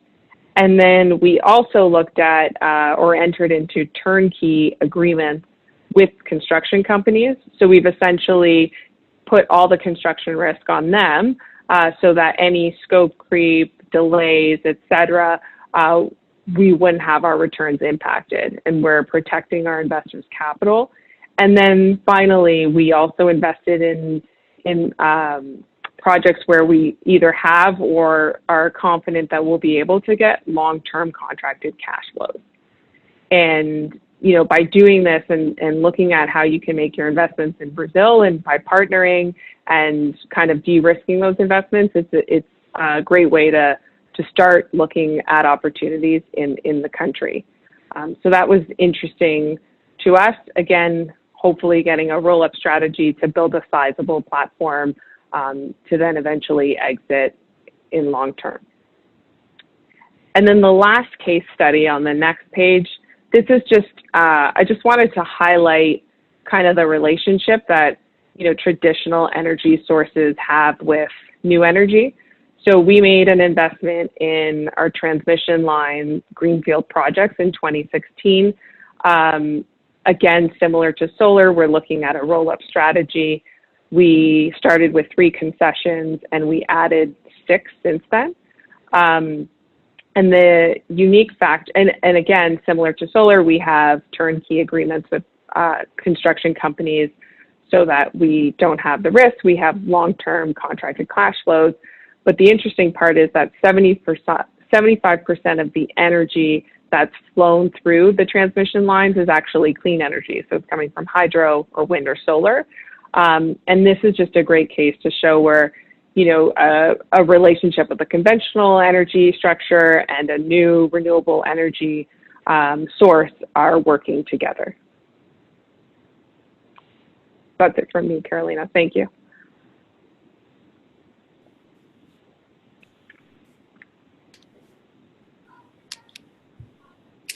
Thank you, Evelyn. Thank you for the presentation. Thank you for sharing all this with us here today. It's really good to have Brookfield not only as part of the chamber, but as well as presenting on other strategies in Brazil. We know how important those case studies are for us. So we also now like to call our next speaker for another study. So I'd like to invite Ricardo Slev. I hope I pronounced your last name correctly, Managing Director, Infrastructure LATAM at CPP Investment Board, to talk a little bit about their experiences in Brazil as well. So Ricardo, thank you. Thank you, Carolina. Can you see the presentation? Yes. Okay, so I'll try to be brief. So thank you for the opportunity. I am responsible for the infrastructure investment program of CPPIB in Latin America. Trying to okay. So CPPIB is the largest pension fund in Canada and one of the largest, one of the top 10 pension funds in the world. We currently have 420 billion Canadian dollars under management, and the fund continues to grow both in terms of new net contributions from the Canadian contributors, and also because of the expected income on its investment portfolio. So this $420 billion, we expect them to be around $1 billion, almost $1 trillion in 10 years.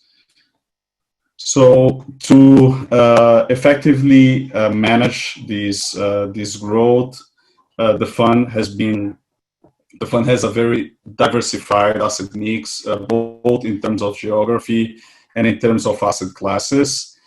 In geography, Latin America corresponds to 4.3% of the assets under management of the fund. And infrastructure and other real assets, which would be essentially energy and renewables, would be equivalent to almost 12% of the assets under management of CPPIB. In terms of what we look for on the power generation investments, we mainly focus on renewable power assets, but our mandate can also include conventional generation in some cases. We target both developed markets and emerging markets such as Brazil, India, and China. In terms of risk profile, we also have flexibility both by investing in assets with stable and contracted cash flows with PPAs, but also having flexibility to have merchant risk. And in terms of status, we prioritize operating assets, but have also flexibility to invest part of our capital in Greenfield assets under development. Primarily, the scale, we would target investments of 500 million Canadian dollars, but we could go smaller if the investment is part of a growing and developing platform. We typically hold the assets for a very long term, oftentimes through maturity of the contracts or concessions. In terms of investment structure, again, we are flexible, we don't require control, and we have a preference to team up with aligned partners which share our long-term views on the sector.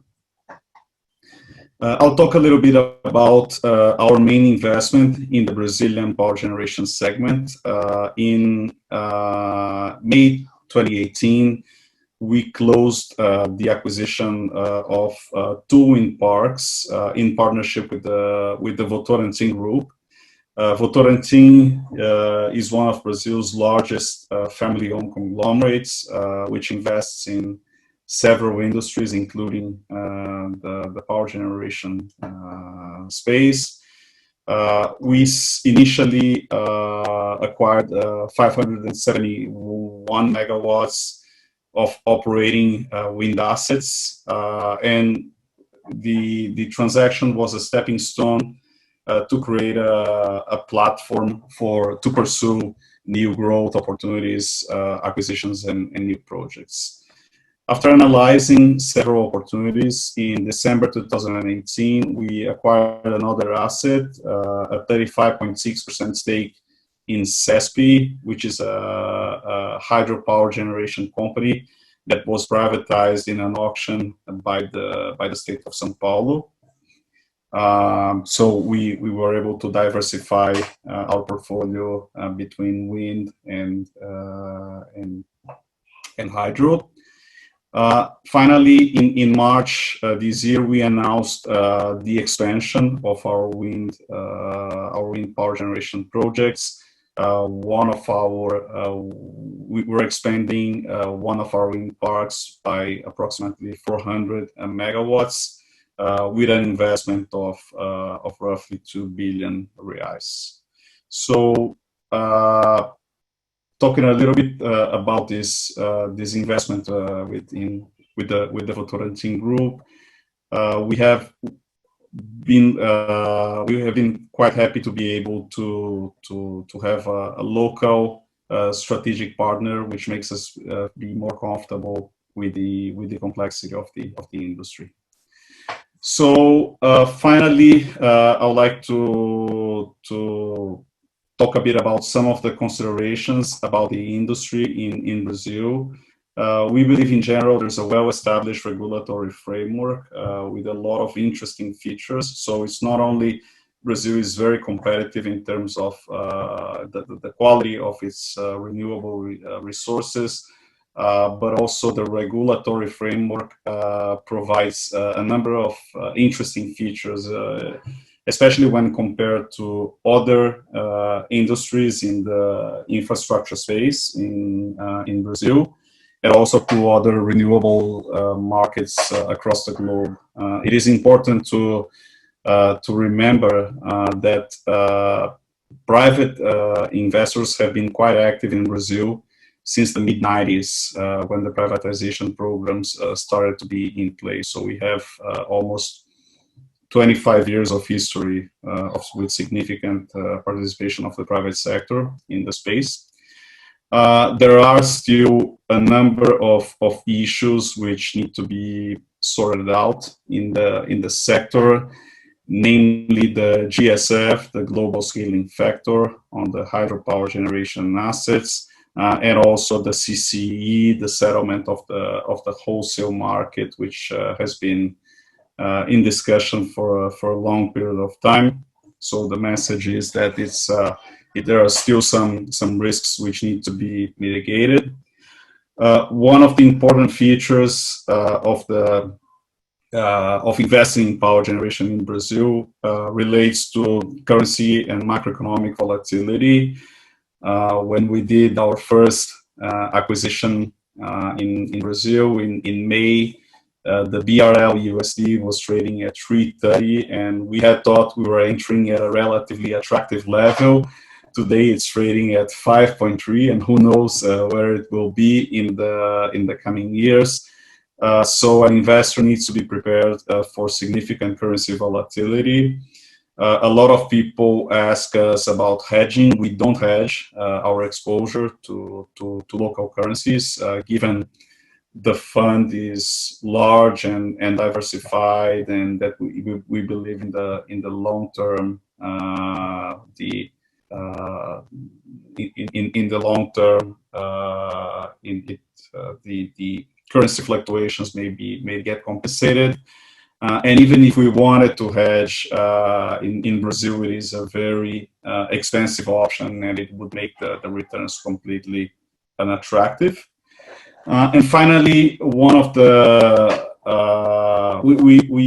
we get attracted by the significant activity the market has in Brazil. It's a very large market with a lot of participation by the private sector. So we see significant activity in terms of M&A and new projects. We have been focusing on opportunities in hydro, wind, solar, on transmission, both greenfield and brownfield, merchant, contracted. So our plan is really to expand this platform with Votorantim, and we think there's significant demand for long-term patient capital like ours. So that's what I wanted to share.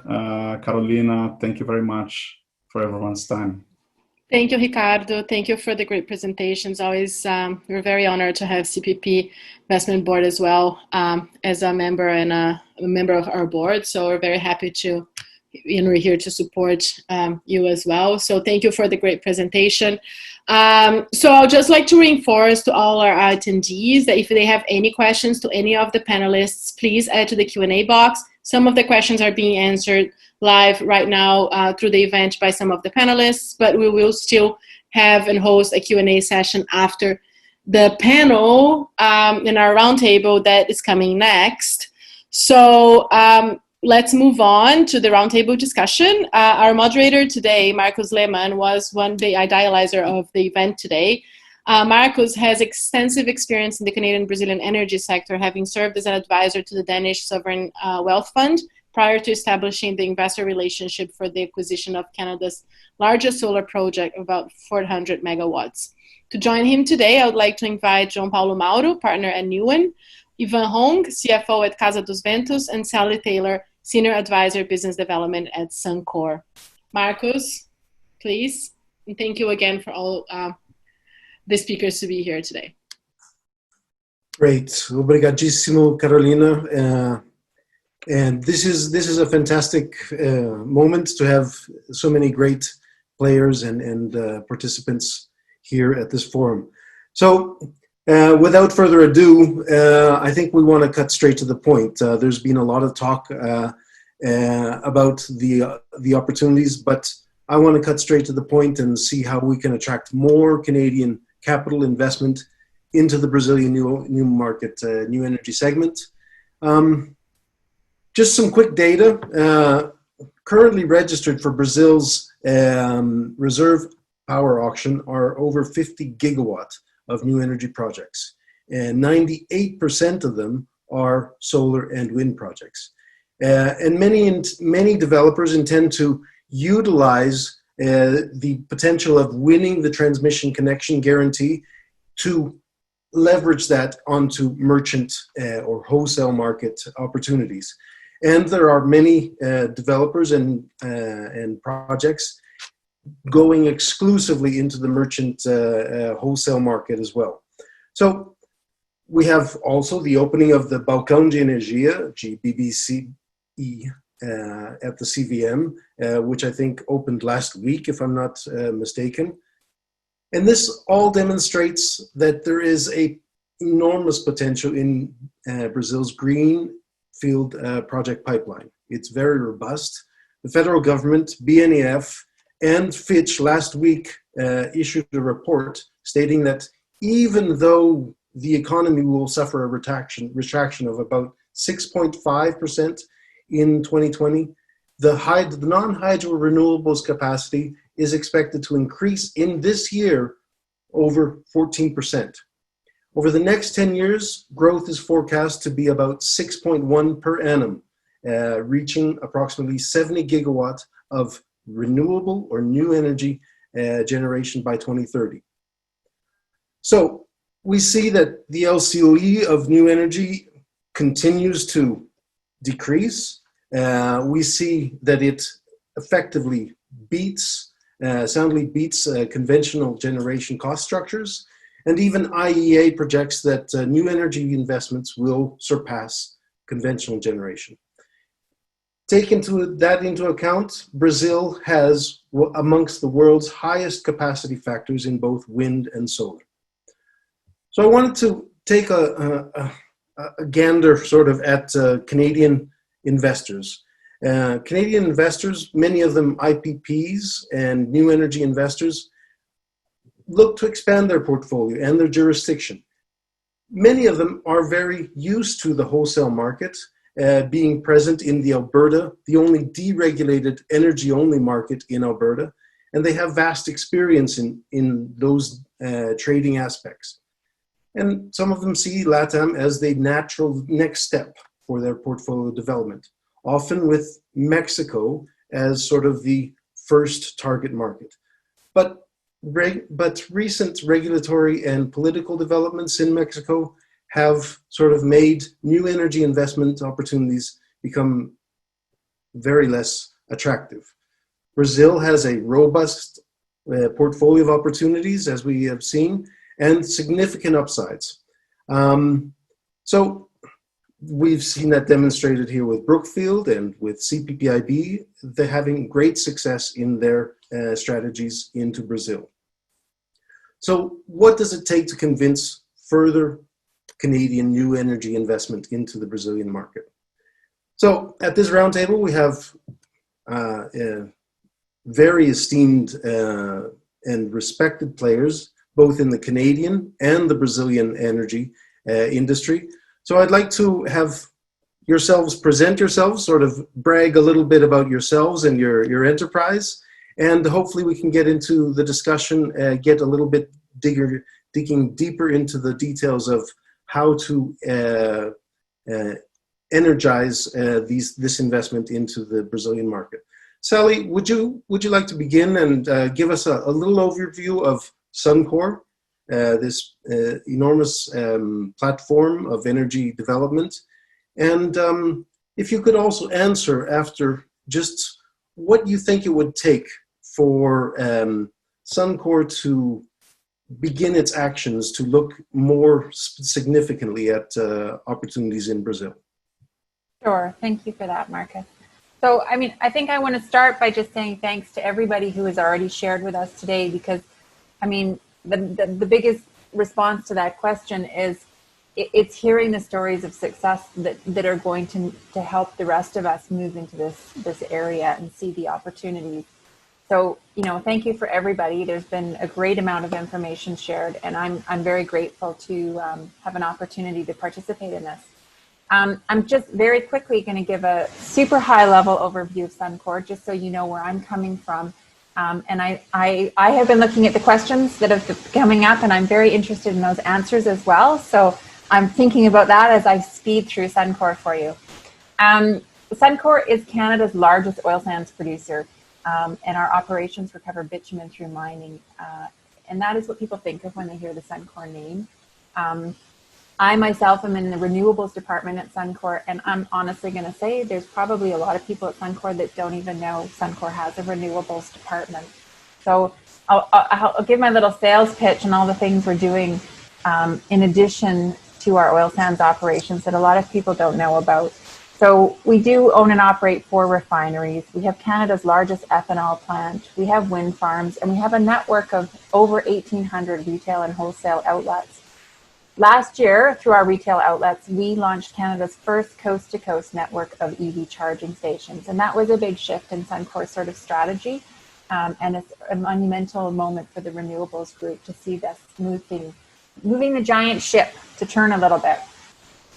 And I think, you know, that's really what makes Suncor unique, is that we have this combination of long-term growth strategy.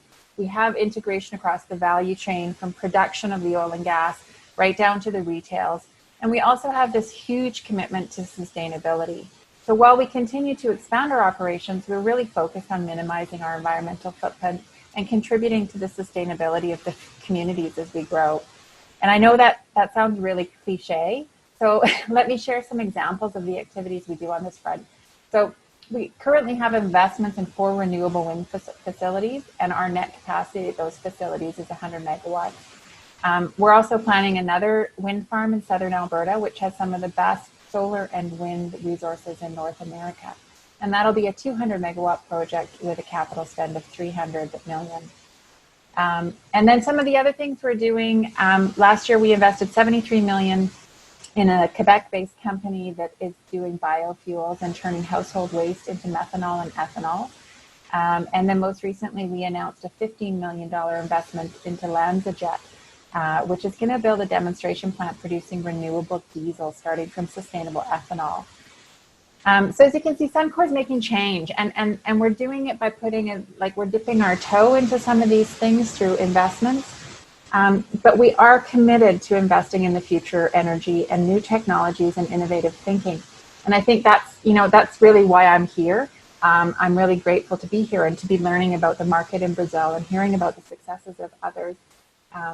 And so I guess, to Marcus's question, hearing the stories about Brookfield's success, those are the kinds of things I need to take back to our management team and just continue to tell them these stories and get them to build confidence in those risks. And I can't really speak necessarily for Suncor, but through years of experience working with large corporates in the energy sector, I think that the biggest struggle is that I think consistently people and management teams under risk the exposure of just following the status quo, and they over risk the stepping out into a new area. And I think finding the balance between doing that and getting people to see the real risk is one of the biggest challenges, particularly when you're trying to get, Suncor has been very, very Canada focused. We have small operations in the US as well, and we have joint ventures internationally, but it's hugely Canada focused. And so when you're asking an executive team that's very comfortable with one jurisdiction to step outside into new jurisdictions, that's big change. And so when they can hear stories and see successes of other Canadian entities and get comfort around the resources available to them through Canadian networks, I think that's huge. I think that's the stepping stones to start getting us comfortable thinking about moving into areas like Brazil, thinking about the markets. I think the merchant aspect in Brazil would be hugely attractive to Suncor. Our production is predominantly Alberta-based, which is all merchant. So we're comfortable with that market structure that based on what I've seen. It's just getting comfortable with what is the perceived risk and getting our heads around that and managing it. Well, thank you, Sally. Well, let's hope that the next couple of established developers here can give you sort of an overview of how they approach this and interact with partners and investors. So I'll go from here to Ivan and Casa dos Ventos. Now, Casa dos Ventos in the Brazilian sense speaks highly of itself. It's an incredibly formidable player, owner and trader of Brazilian new energy assets with over 5.5 gigawatts of its projects in operation. And that's 30% of the entire Brazilian portfolio. There's another 15 gigawatt in development. Ivan, as CFO, I understand and know that you've been responsible for some very creative financial engineering to get these projects up and running and build this incredible portfolio. So beyond telling of your operational platform, if you could kind of go into the nuts and bolts of the financial engineering and give us an idea of the capital structure that you put in place for the regulated market, and how you also see the capital structures for the wholesale market as well going forward. Thanks, Marcos. Well, first of all, thank you for the invitation. It was great to resume contact and hear about the amazing projects you're structuring in Canada with your solar efforts. And it's great to be here with this webinar, and great to see some familiar faces here. Just a quick, brief introduction on Casa dos Ventos. We're Brazil's biggest wind and solar developer. We started activity back in the end of 2006, so we were lucky to anticipate a little bit. In about 3 years, the dedicated auctions for wind energy. So we were able to start a really big prospecting campaign, mostly focused in the northeast region of Brazil. So basically, we have been developing projects since the very beginning, maturing these projects and feeding the market with quality projects in several maturity stages. So Ricardo, who's a friend, was talking a little bit about his case study with Votorantim and CPPIB. Just as an example, they've been close clients of Casa dos Ventos. They have acquired several pipeline projects and also operating projects from Casa dos Ventos. So in terms of financing, Marcos, I think that's a great question. Well, first of all, you have the two biggest lenders in the webinar. I think there was a good selection of participants. So if you add up BNDES, represented by Guilherme, and BNB by Nicola, you probably have 100% of all projects, of the financing of 100% of all solar and wind projects in Brazil. I think what they add is obviously long-term financing, 20 plus years. They add volume, which in some situations it's very hard to raise this amount of financing through capital markets. They add stability. So, for example, right now we're in the middle of a volatility crisis given the COVID situation. And we just closed the financing for BNDES. And if I was tapping the project bond market, I would probably have to suspend capital raising and resume in a couple of months. So I think these two institutions offer the best terms. I think right now BNDES is in a situation where they have a higher leverage potential, so they can go up to 80%. So this project that I recently closed with BNDES, they did reach 80%. So it's not just part of the guidelines. You actually, if you have a quality project, you will get maximum leverage. And this was a construction plus 20-year financing. So we were very happy with the terms. It was exactly in the pricing range that Guilherme showed. Was between 4.5% and 5% plus our local inflation index, IPCA. And in December, we closed also financing for 4 wind farms with Banco do Nordeste. And there we were able to get terms a little bit different than the ones that Nicola presented. We got a little bit more leverage. We got 65% leverage, but also really long-term financing. It was, I think, 22 years. And I think the interesting aspect of both of the BNB and the BNDES cases is that they financed corporate PPAs. So I think ANEEL, BNDES, and both BNB, they already mentioned some of the trends in the Brazilian market. So we have moved away from the government-regulated auctions, where the opportunities were scarce in the last few years. That is due to the fact that the regulated market's mostly driven by local distribution companies, and Brazil's GDP performance has been low over the years. So from a distribution point of view, we have not had energy growth, but we have had a huge energy growth in the free market as opposed to that. So Casa dos Ventos and most of the other participants, since 2018, we have gradually moved from the regulated government auctions to the free market. And that brought a whole new challenge, I think, to both sponsors and lenders. So in the past, we used to be able to sell energy to, say, 20 plus distribution companies. So it was highly distributed, pulverized risk. Now we have some situations where we have single credit risk. So we have 3 SPVs financed by Banco do Nordeste, where I have only one off-taker. It's a 20-year off-take agreement, but they had obviously to be comfortable with a single name risk as opposed to a pulverized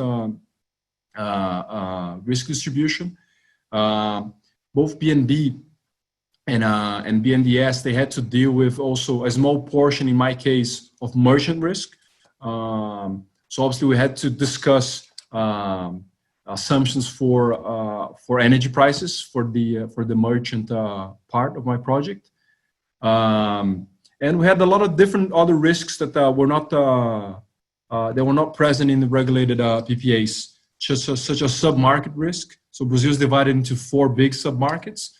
Sometimes if you land to a different sub-market, you might be, and there are some situations, some operational situations where the prices are different between the regions, so that's a risk. When we talk to corporates, they typically want energy on a flat basis during the year and on a flat basis during the day.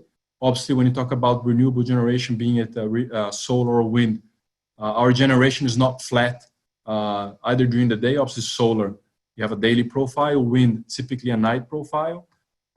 Wind, you have a bigger concentration during the second semester, smaller concentration of generation during the first semester. So the banks had to be comfortable with new challenges, new risks. So I think both institutions, I think they were very fast in coming up with new terms, adapting to the new reality. And I think if it wasn't for their say upgrades in terms of financing terms, Casa dos Ventos would not be working in the free market today. Another alternative is the capital markets. obviously Brazil came from a 14% government interest rates. So this was a level where people did not want to take risks. Obviously, you're already making 14% based on government risk, on sovereign risk. So there was little incentive to take additional risks. So that was one of the reasons why we could not evolve in terms of capital markets. Obviously, we're now at 2.25 interest rates, which is the lowest level we have been ever in Brazil's history. So the money started flowing elsewhere, right? From government bonds to fixed income to equity capital markets. And Brazil, I think, was very smart in coming up with a specific regulation for infrastructure bonds, where they create some incentives for individuals and for foreigners to invest in these long-term bonds. So this is one opportunity for Canadian investors eventually, if they want to look just at the fixed income side, the debt side of renewable energy. This is a very interesting case where they are tax exempt, both on interest and on capital gains. So it's a very interesting solution. Recently in June, Brazil passed a new decree where they expanded the regulation for these incentivized bonds, also to include projects which have whose source of financing, the use of financing, will also promote the environment and social activities. So we have just increased the type of projects that can receive, they can make use of incentivized bonds. In my situation, in the past, I have done co-financing between BNDES and project bonds. Was mostly BNDES, like 60-65% BNDES, and between 10 to 15% project bonds. These are complex transactions because you have to obviously co-finance them. So there are inter-creditor discussions. There are seniority discussions among different lenders. So you got to really balance everyone out. Right now, there are several fund managers who have created infrastructure funds. So there's now specific pockets of funding that look specifically into transmission lines, wind farms, solar farms. So I think there are now highly skilled fund managers which you can tap as well. In our situation, we did 2 private placements with Kinea, who has a probably 2.5 billion reais infrastructure debenture fund as well. So, Mark, just to end up my first question here, I think there's several financing alternatives in place, being backed up by 2 development banks. I think there's also the additional protection against market volatility with BNDES and Banco do Nordeste. Obviously, we're talking about 100% of, say, reais-based financing. I think there's a bigger theme which I can go into later on in the panel about dollarizing PPAs. I think this also would be probably of strong interest to Canadian players. Ricardo mentioned that he did not hedge his equity participation in the JV with Votorantim. I think that's what most long-term private equity and pension funds, how they typically act. But eventually there's another way of, hedging your participation through dollarizing your investments in Brazil. It's still going to be reais-based. Obviously, that's the functional currency.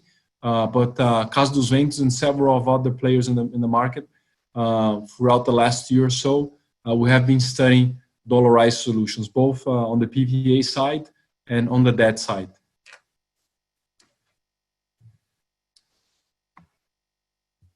That's fantastic, Ivan. Very, very comprehensive. Incredible. Yeah, I have many questions as always, but I think I'll pass it on and we'll try to resolve the questions. Hopefully, other attendees will try to want more enlightenment as well.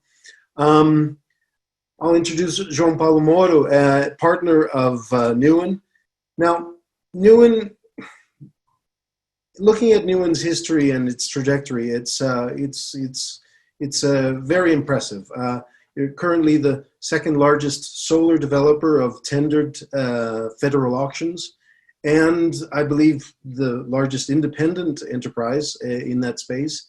And you have a very, very bold vision for the merchant or the wholesale market, adding to that the addition of your trading desk or commercialization, and with the intent on becoming one of Brazil's top commercial power brokers. So beyond the bragging rights of today, what's the vision? What's the strategy going forward to integrate these three pillars into sort of one aspect, which can get more steel in the ground, get more solar production up and running? And if you don't mind, also as an additional thing, sort of imagine you were a Canadian for a moment, and we can say, and maybe give a quick indication of how you would approach the Brazilian market. What traps you think that are out there that you could avoid as a potential Canadian investor? So, João, thanks. It's a pleasure to be here, Marcus, Carolina, and all involved. Congratulations on organizing this webinar. It's a pleasure to be here. I've prepared a short presentation, Marcus. I'm not sure if I should show it. I know many people who are involved here are already involved in the Brazilian market, but most of the people watching this webinar are still not involved in the market. So I'd rather go through a presentation to give them a basic understanding of our local solar, specifically the solar market. Let me try to share screen here. So can you see my screen? Okay. Okay. So basically, I'm going to quickly present our company. Afterwards, I'm going to speak a little bit about solar in Brazil, its expansion in Brazil, and last and most importantly, talk a little bit about the free market and solar in the Brazilian free market. So a little bit about our company. Neon was founded in 2014, focusing on utility scale solar generation projects. From our first auction in 2015 up to now, we have signed over 600 megawatts of installed capacity and PPAs and developed these projects. We have a very competitive portfolio we are consistently investing in. So now we have around 5 gigawatts of projects with highly certified irradiation levels, extensive connection capacity, and a very competitive implementation and operational costs. We have in-house development expertise. We just recently inaugurated our power trading company, which I will get back to later. And we have full support from our controlling shareholder, Steelcons Group, which is a 20-year-old construction group, family-owned, and which has a lot of experience in the Brazilian infrastructure market and has participated in a number of key energy projects in Brazil.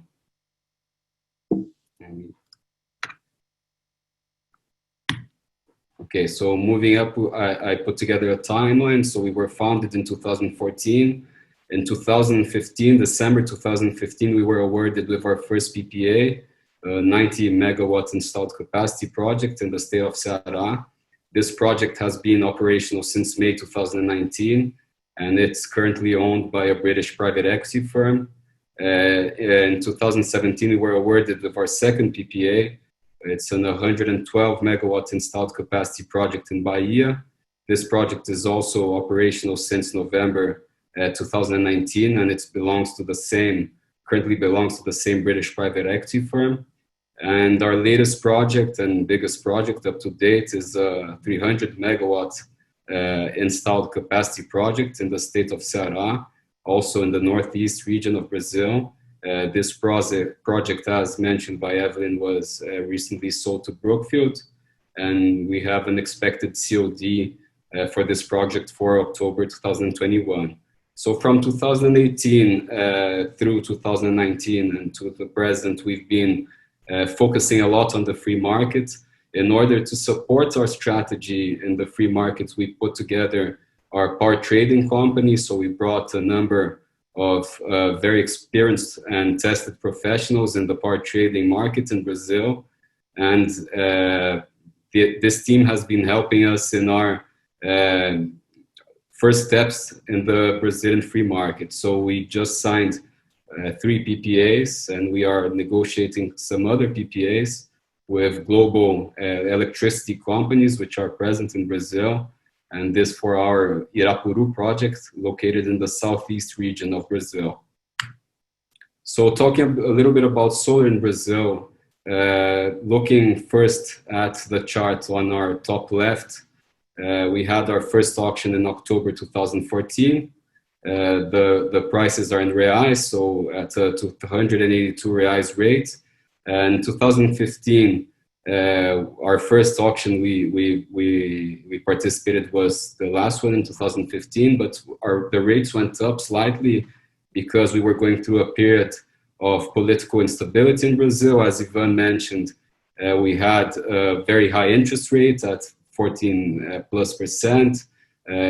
We had a high inflation, and most of the development banks would not, at that time, finance these projects in Brazil.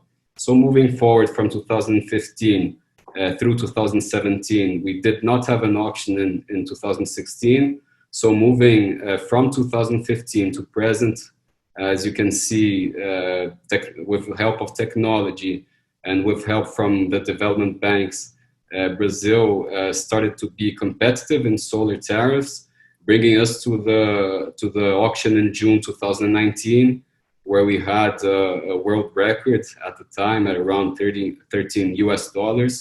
So this bid was a world record by a global energy company.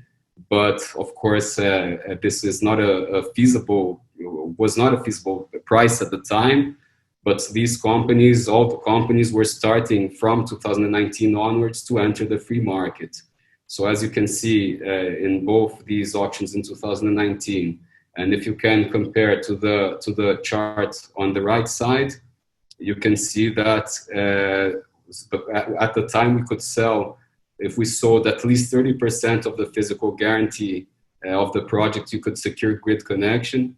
And as you can see on the right side, if you make a comparison on energy sold versus physical guarantee for these last 2 auctions, we have a lot less energy sold compared to the physical guarantee.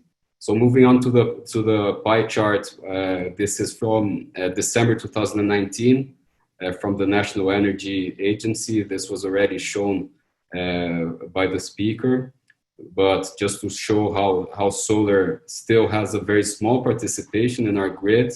So and together with the prices, you can see the potential. So a few key points. So solar and wind together have passed the mark of 17 gigawatts of installed capacity from almost 0 12 years ago.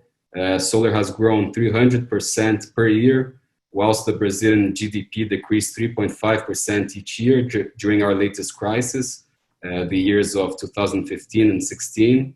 And these others are facts from the International Energy Agency, and I think they're known facts for both of the people here, that solar power generation has grown 35 to 40% every year for the past 20 years. And the solar price in 2020 is less than half International Energy Agency's forecast in 2010. So moving on to solar expansion in Brazil, this chart is from our 10-year plan made by the Energy Research Agency from Brazil. Of course, we are going through a very specific moment with COVID-19, and this moving average will probably be postponed in 2 to 3 years. But this chart is important. I don't want anyone to look at the growth of our grid, of our installed capacity. But what I want to show in this chart is how our grid is changing in terms of sources. So you can see hydro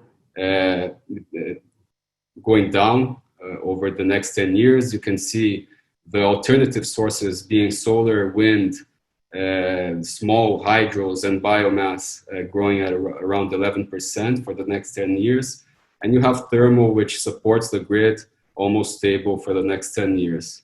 I also added a chart showing the module prices versus module power.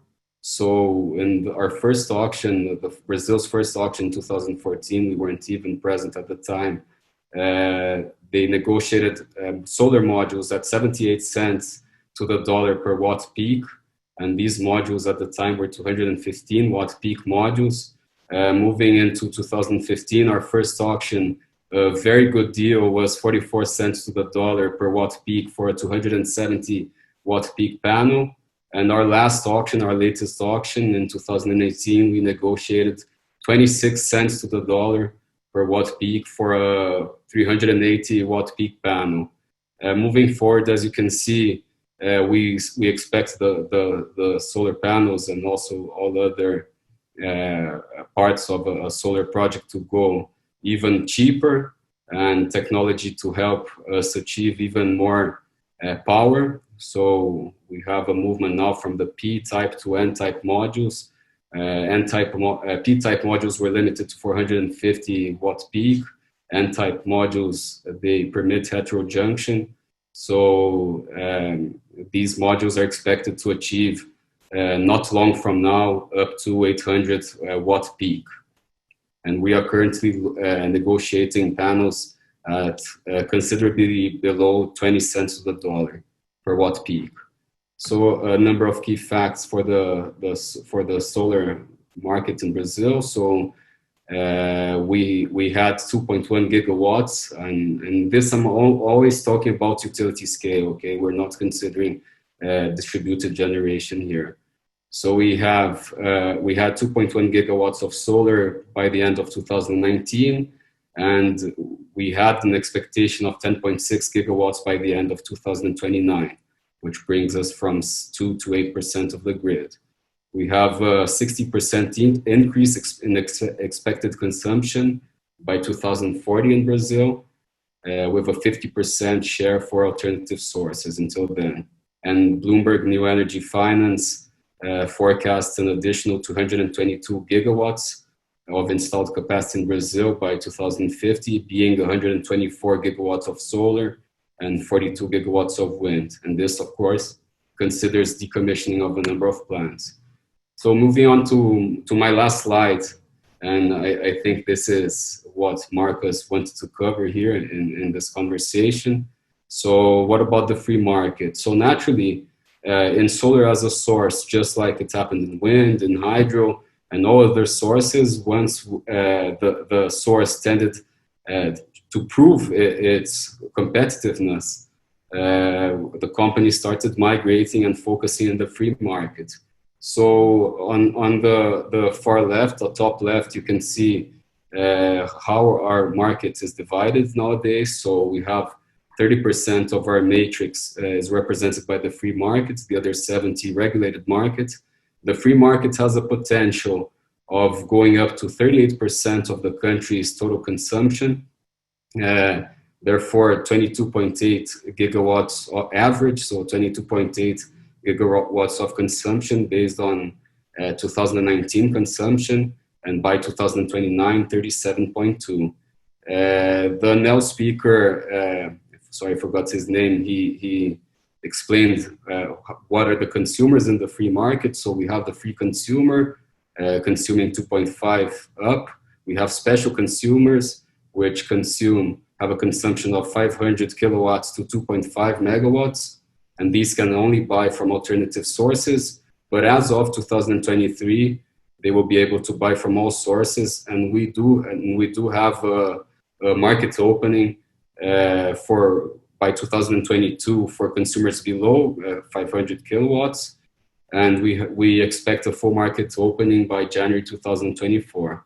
So on the top right corner, you can see the new target market after the free market opening. So we have an additional 76,000 commercial consumers with 47,000 industrial consumers, which brings us around 5.4 gigawatts of energy consumption.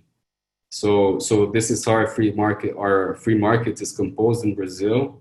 Just to mention, I'm not sure if anyone mentioned during this call, so differently from the Canadian and North American markets, our market is not divided in regionalized areas. We have an interconnected grid, with exception to a state called Roraima. So we have an interconnected grid, and this interconnected grid is separated in 4 geoelectrical, let's say geoelectrical regions, being the north, northeast, south, and southeast. And there's an expectancy, of course, the prices fluctuate according to each region, but there's an expectancy of similar, if not same rates for all markets as of 2023.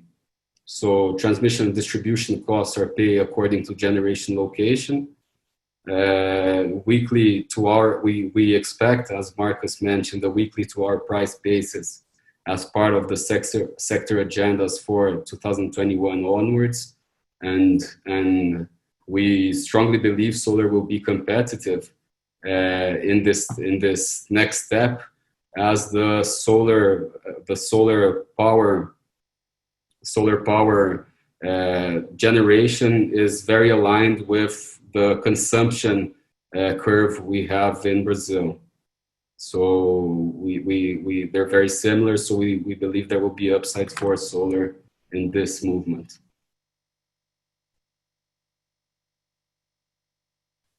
Thank you, João. And when we started all of this, and I spoke with Ambassador Pedro Borio, I knew there would be great interest, but I'm very flattered and overwhelmed at not only the participants here, but the content, the rich content. So with respect to time, I know that we've only started to scratch the surface on the Brazilian energy market, but with respect to time, I'll pass it over to Danielle. First off, I want to thank myself, the participants of this roundtable. I have lots of questions. I hope that I'll be following up with you very soon again, and that the attendees will also follow up. But first and foremost, I want to thank personally Carolina from the Brazilian Canadian Chamber of Commerce. Incredible work so far, and there's more to come, so don't worry. And Danielle, I hand it over to you, and thanks again, everybody, for your wonderful, rich content and participation here. Danielle. Thank you, Marcus. Well, I would like first to thank all the speakers for this enlightening debate today. It has been really great. And now we are going to start the Q&A section. We had already a few questions answered in the Q&A box, so most of them actually had been answered. So I will start with a question from myself that will go to Suncor and Brookfield. And I would like to know if in your project investment analysis, what are the main factors that make one project to stand above the rest? And what catches your attention? And what makes you want to dive deeper? And what makes you to turn away? So I would like you, if you can, please, to elaborate on it. Miss Evelyn and Miss Sally. Sure, I'll start. Typically, we have a kind of standard approach when we look at all investments. So we make sure that we believe in the thesis. So in this case, on the renewable side, we know that with decarbonization and climate change and all those mandates, this is an important sector for us to look at. And then when we specifically look at certain sectors in Brazil, we look at the framework, does the framework make it an attractive investment? Are there the right rules and regulations in place? Does the investment make sense? And, does it fit in with our overall strategy? So I think you can see in the different case studies that we showed on even transmission lines and solar, we did have common themes of this roll-up strategy, partnering with someone who has that expertise, de-risking the investment as much as we can to make sure that we're protecting our capital. All right, thank you very much. Ms. Sally? I think what's interesting is that I think when I listened to Evelyn's response, that the big difference between what she's talking about and what Suncor has to do is, I would say, you've already defined that moving into renewables in these foreign jurisdictions is part of your strategy. And I would say Suncor is still at the point where we're going, we need to add some new energy, we need to add some new technology. We just haven't quite defined where we're going yet and how we're going to get there and what we're going to do when we get there.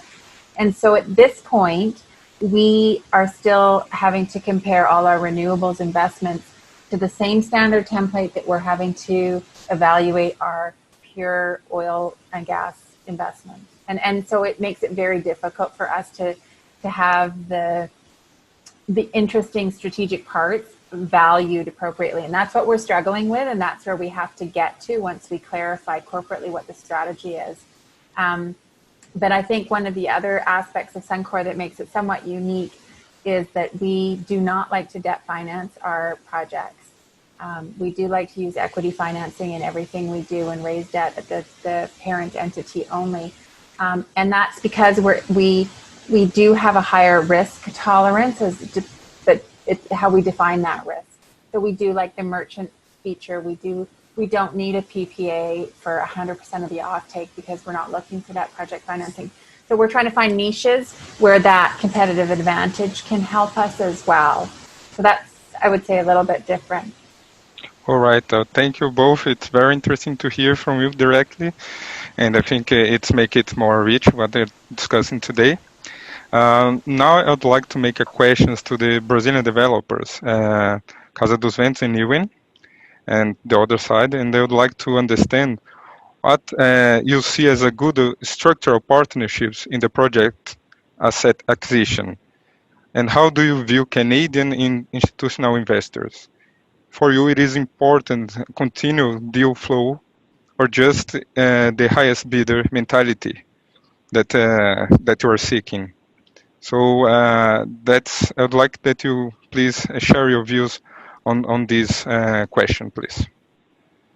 Well, Daniel, can I ask please to repeat the first part? My connection is a little bit. Sure, no problem. I would like to see what do you see as a good structural partnership in the project asset acquisition, and how do you feel Canadian institutional investors what they could do for standing out to differentiate themselves as investors for the Brazilian market, for the Brazilian developers? Daniel, starting from the second question, I think it's obviously important to have different investors in Brazil, different investor base, not only Brazilians or not only Canadians or not only international utilities. I think it's important to have a mix of different types of investors. From specifically from the developer perspective, just the fact that CPPIB teamed up with Votorantim was great in terms of having firepower for growth. So they have recently come to us and have acquired 420 megawatts of projects for their continued growth. We've tried to do business also with Brookfield in the past. We have not. We have sold assets to Cubico, which is also a Canadian investor through Ontario Teachers and PNSP, two other Canadian pension funds, also present in Brazil in the renewable space. So from my perspective, I think it's great to have different types of investor base. And in terms of a setup of different types of project, obviously from an investor point of view, Casa dos Ventos has typically done 100% of our investments with our own equity. So we have not had the say the culture of co-investing, but we are inviting corporate companies to be equity partners of Casa dos Ventos.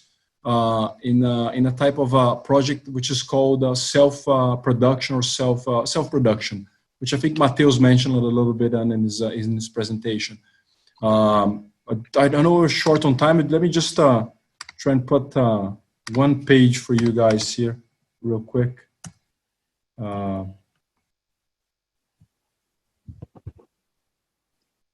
Hopefully you see here a chart with boxes and arrows. But basically, this is a setup of which have been we've been very successful recently, whereby we invite our corporate PPA clients to become a shareholder of the SPV. So typically, when you have a corporate offtake, the only thing you're going to see is the bottom part of the chart. So the SPV selling energy for a corporate PPA to, say, a mining company, a pulp and paper company, well, whatever type of company that is. What we are adding to in terms of to the setup is also have this client become a shareholder of the SPV together with Casa dos Ventos. So this is a specific setup, a regulatory setup called self-production, where basically the rationale is if an off-taker develops its own generation, they're exempt from sector charges. So there are a lot of sector charges, for example, which cover subsidies for the system. For example, one of them being a very large one being CDE. That's where the COVID account for distributors will be placed or will be repaid through. So for this setup, basically we're able to get a benefit of anywhere between 30 to 70 reais per megawatt hour in terms of sector charge exemptions to our clients. So we have a specific solution for it, whereby our clients enter the project through call options. So after the project is already complete, so our offtake clients, they don't have to run construction risk. They buy only one class of shares, so that's it's less capital intensive for our clients. And there's a specific governance and shareholders agreement whereby the asset, the SPV, is not consolidated in our client's balance sheet. So basically, we have a setup whereby if a corporate client wants to save additional energy expenses, they can team up with Casa dos Ventos and be a self-producer. We recently did that with several types of companies. Just to name a few: Vale, Chivity, which is a say digital services technology kind of company. We did this with Vulcabras, which is a with manufactures shoes and sneakers. We have done this with other mining companies and automotive car companies. There are a few transactions to be announced probably this week. But we found this to be an interesting setup. But this can work obviously, for example, for a Canadian power-intensive company. It could be a mining company. We know that there are several Canadian mining companies in Brazil. I have tapped some of them. But this is an interesting setup also from not from a private equity point of view, but also for Canadian companies who are willing to be more competitive in the Brazilian market. So this is a solution that we have been offering, which adds as a PPA side and a shareholding agreement side to it. But we found this to be a product whereby we're not only competing for reais per US dollar per megawatt hour, we're adding additional benefits to the off-taker. So Daniel, we've been a little bit focused on this type of setup to some of our corporate clients.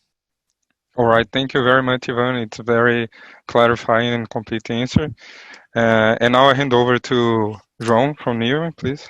Okay, so firstly, regarding Canadian companies investing in Brazil, we have very good examples here, Brookfield and CPP, which have very successful stories. Brookfield specifically is one of the oldest investors in Brazil. They have been here for more than 100 years. And what we value a lot as from our investors, something Sally mentioned, as one example is that they they understand and they like the merchant risk. So for the most important part for us is to have a strategic partner which is aligned to our strategy and which believes in our strategy, and someone that can sum in some way to our strategy. Regarding the setup, we've always been very flexible with the setup. We've sold projects at ready to build stages. We've negotiated our latest project, as Evelyn mentioned, with Brookfield. We were supposed to run the construction risk and deliver this project at a COD stage, but we renegotiated the project after that, and we sold the project fully procured to Brookfield. So all contracts negotiated, all permits sorted out, financing almost resolved, which they just recently resolved. And so this asset was specifically, we sold it fully procured it's almost a plug and play project. So regarding the setup, we're very flexible and we can work in different ways. Okay, that's great. Thank you, João. I think it makes it more clear what it works in your case. And now we take into account the time. I will make the last question, and it's going to BNDES and BNB. And they play as an important role in the Brazilian new energy sector, as you have seen today. And also you already know this, most of you. And I would like it, that they could share their views on this presidential executive order on the green debentures, the green bonds. I know that it's a very recent order. It's necessary to study it more, to understand it more, but if you could share your impressions on it and how it can affect the new energy sector, and maybe how can the foreign investor leverage this to their advantage. If you can elaborate a little bit on it, I will thank you. So please, Guilherme and Nicola. Sure. Okay, as Ivan has already said, the decree expands the uses of the bonds, and specifically for energy sector, I think that what might happen is that for smaller projects, for distributed energy, maybe it can now be used because it was only for larger projects before. But we still need to see what the ministry will do, because it still needs a regulation from the ministry to set the standards. Okay, it needs to be a more simplified process, but it still needs standards to be set by the ministry. What I think that can help is for smaller projects. But we know that there are other initiatives on the Congress that are trying to improve the rules for incentivized bonds and try to attract more not only individuals but to attract more the institutional investors. So because the exemptions are mainly focused on the individuals now, but the idea is to set another kind of incentive to try to bring the institutional investors. So I think the market has grown a lot. The bond market has grown a lot in the past few years, and we expect it to keep expanding. And I think we are our proposal is to be complementary to this, as Ivan said. We want to be to bring for projects, where for the project developers know that there won't be a lack of funding when they need. Okay, BNDES will always be there to support whenever it's needed, regardless the market fluctuations that as we are experiencing now. So that is it. All right, thank you, Guilherme, and please, Nicola. Well, I think that this instrument can bring us some outcomes. Being very specific, one of them is to democratize more projects. With the COVID pandemic, our budget got reduced because we had to give some standstill to some operations, and our funding for 2020, for instance, is lower than we expected in the beginning of the year. That's why, Ivan, we worked a long time ago with 6%, sometimes 8% in capex of projects, and now we have to work only with 50% of the capex, so that we can work with so many projects as a whole. This instrument is already used for big projects, and I think that once it can be used for small or medium projects, they reduce the necessity of equity, and these entrepreneurs, new ones or that one that are established already in the market, could access the BNB or BNDES using this limit of 50% of capital of debit, but reducing their equity in the operation so that they can take a BNB or BNDES, more debentures, green bonds, and a small part of equity. I think if it's well used, it can work, bringing more players to the market. It's one view, but obviously it depends on how it will be instrumented. AB Solar has told already that we will decrease the costs of capital, but only on the practical terms we can see if it works or not. All right, thank you, Nicola. Thank you, Guilherme, for your explanation, for your views. It's very relevant to understand from the two biggest development banks here in Brazil, especially in the renewable sector. And I believe because of the time, you can already go into the closing remarks. I will be very brief on it. I'd like to start to thank you all again. I believe it's very clear that Brazil is a giant power market and has a very competitive new energy sector. The country is among the top 10 power producers and consumers in the world, and as well as it is the largest power producer and consumer in Latin America.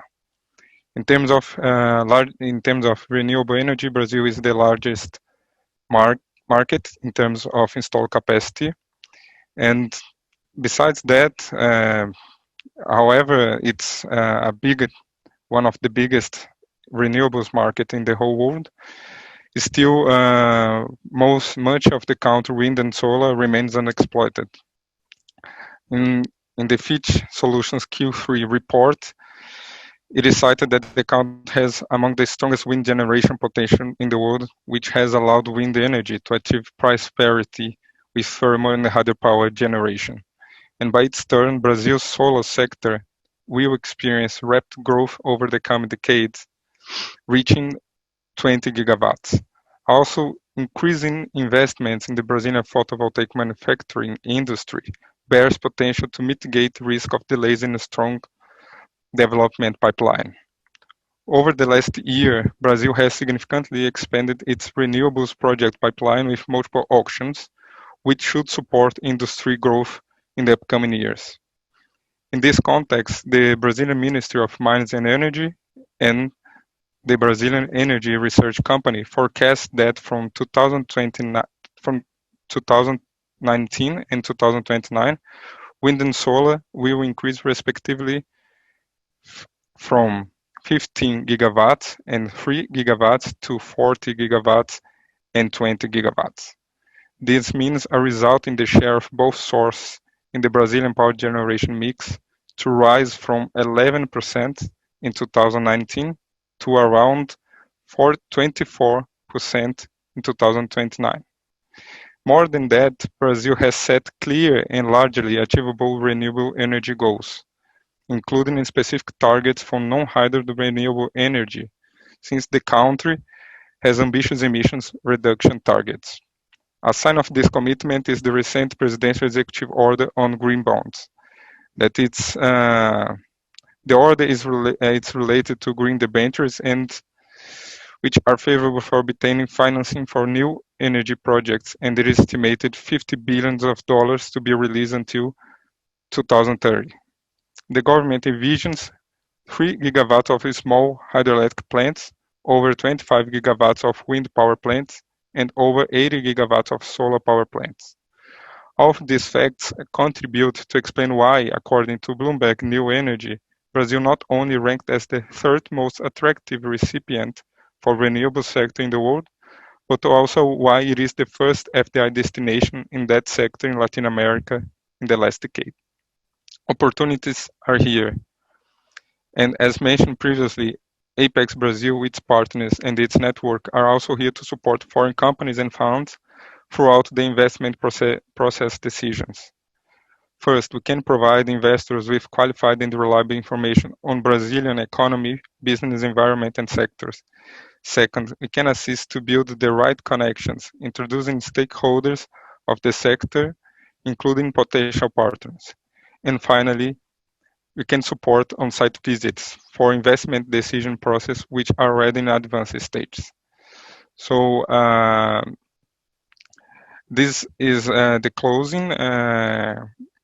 We have also a few projects in our portfolio here at Apex Brazil, solar and wind for regulated market, a mix for regulated market and free market, and some specifically just for free market.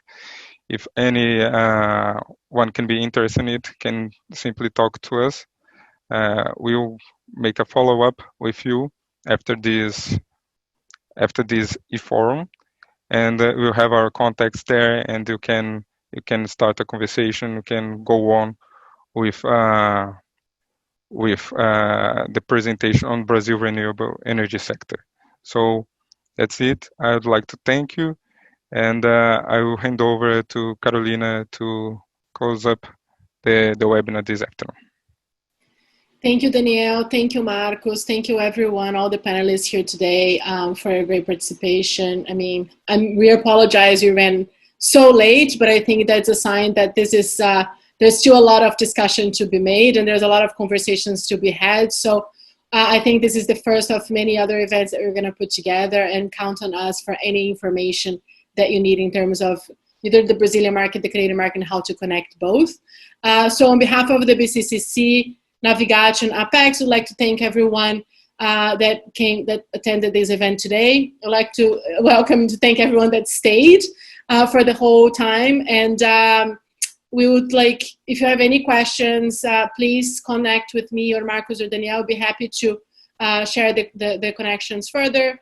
All the presentations are going to be posted on our website. We're going to let you know when they're available. So if you have any other concerns, please let us know. Thanks again for being here. Stay healthy, stay safe. I hope everybody keep engaged and keep in touch with us. So thank you very much, and I hope to connect with all soon. Thank you. Thank you so much. Thank you so much. Thank you. Take care, everyone. Thank you. Thank you. Bye-bye. Bye. Bye-bye.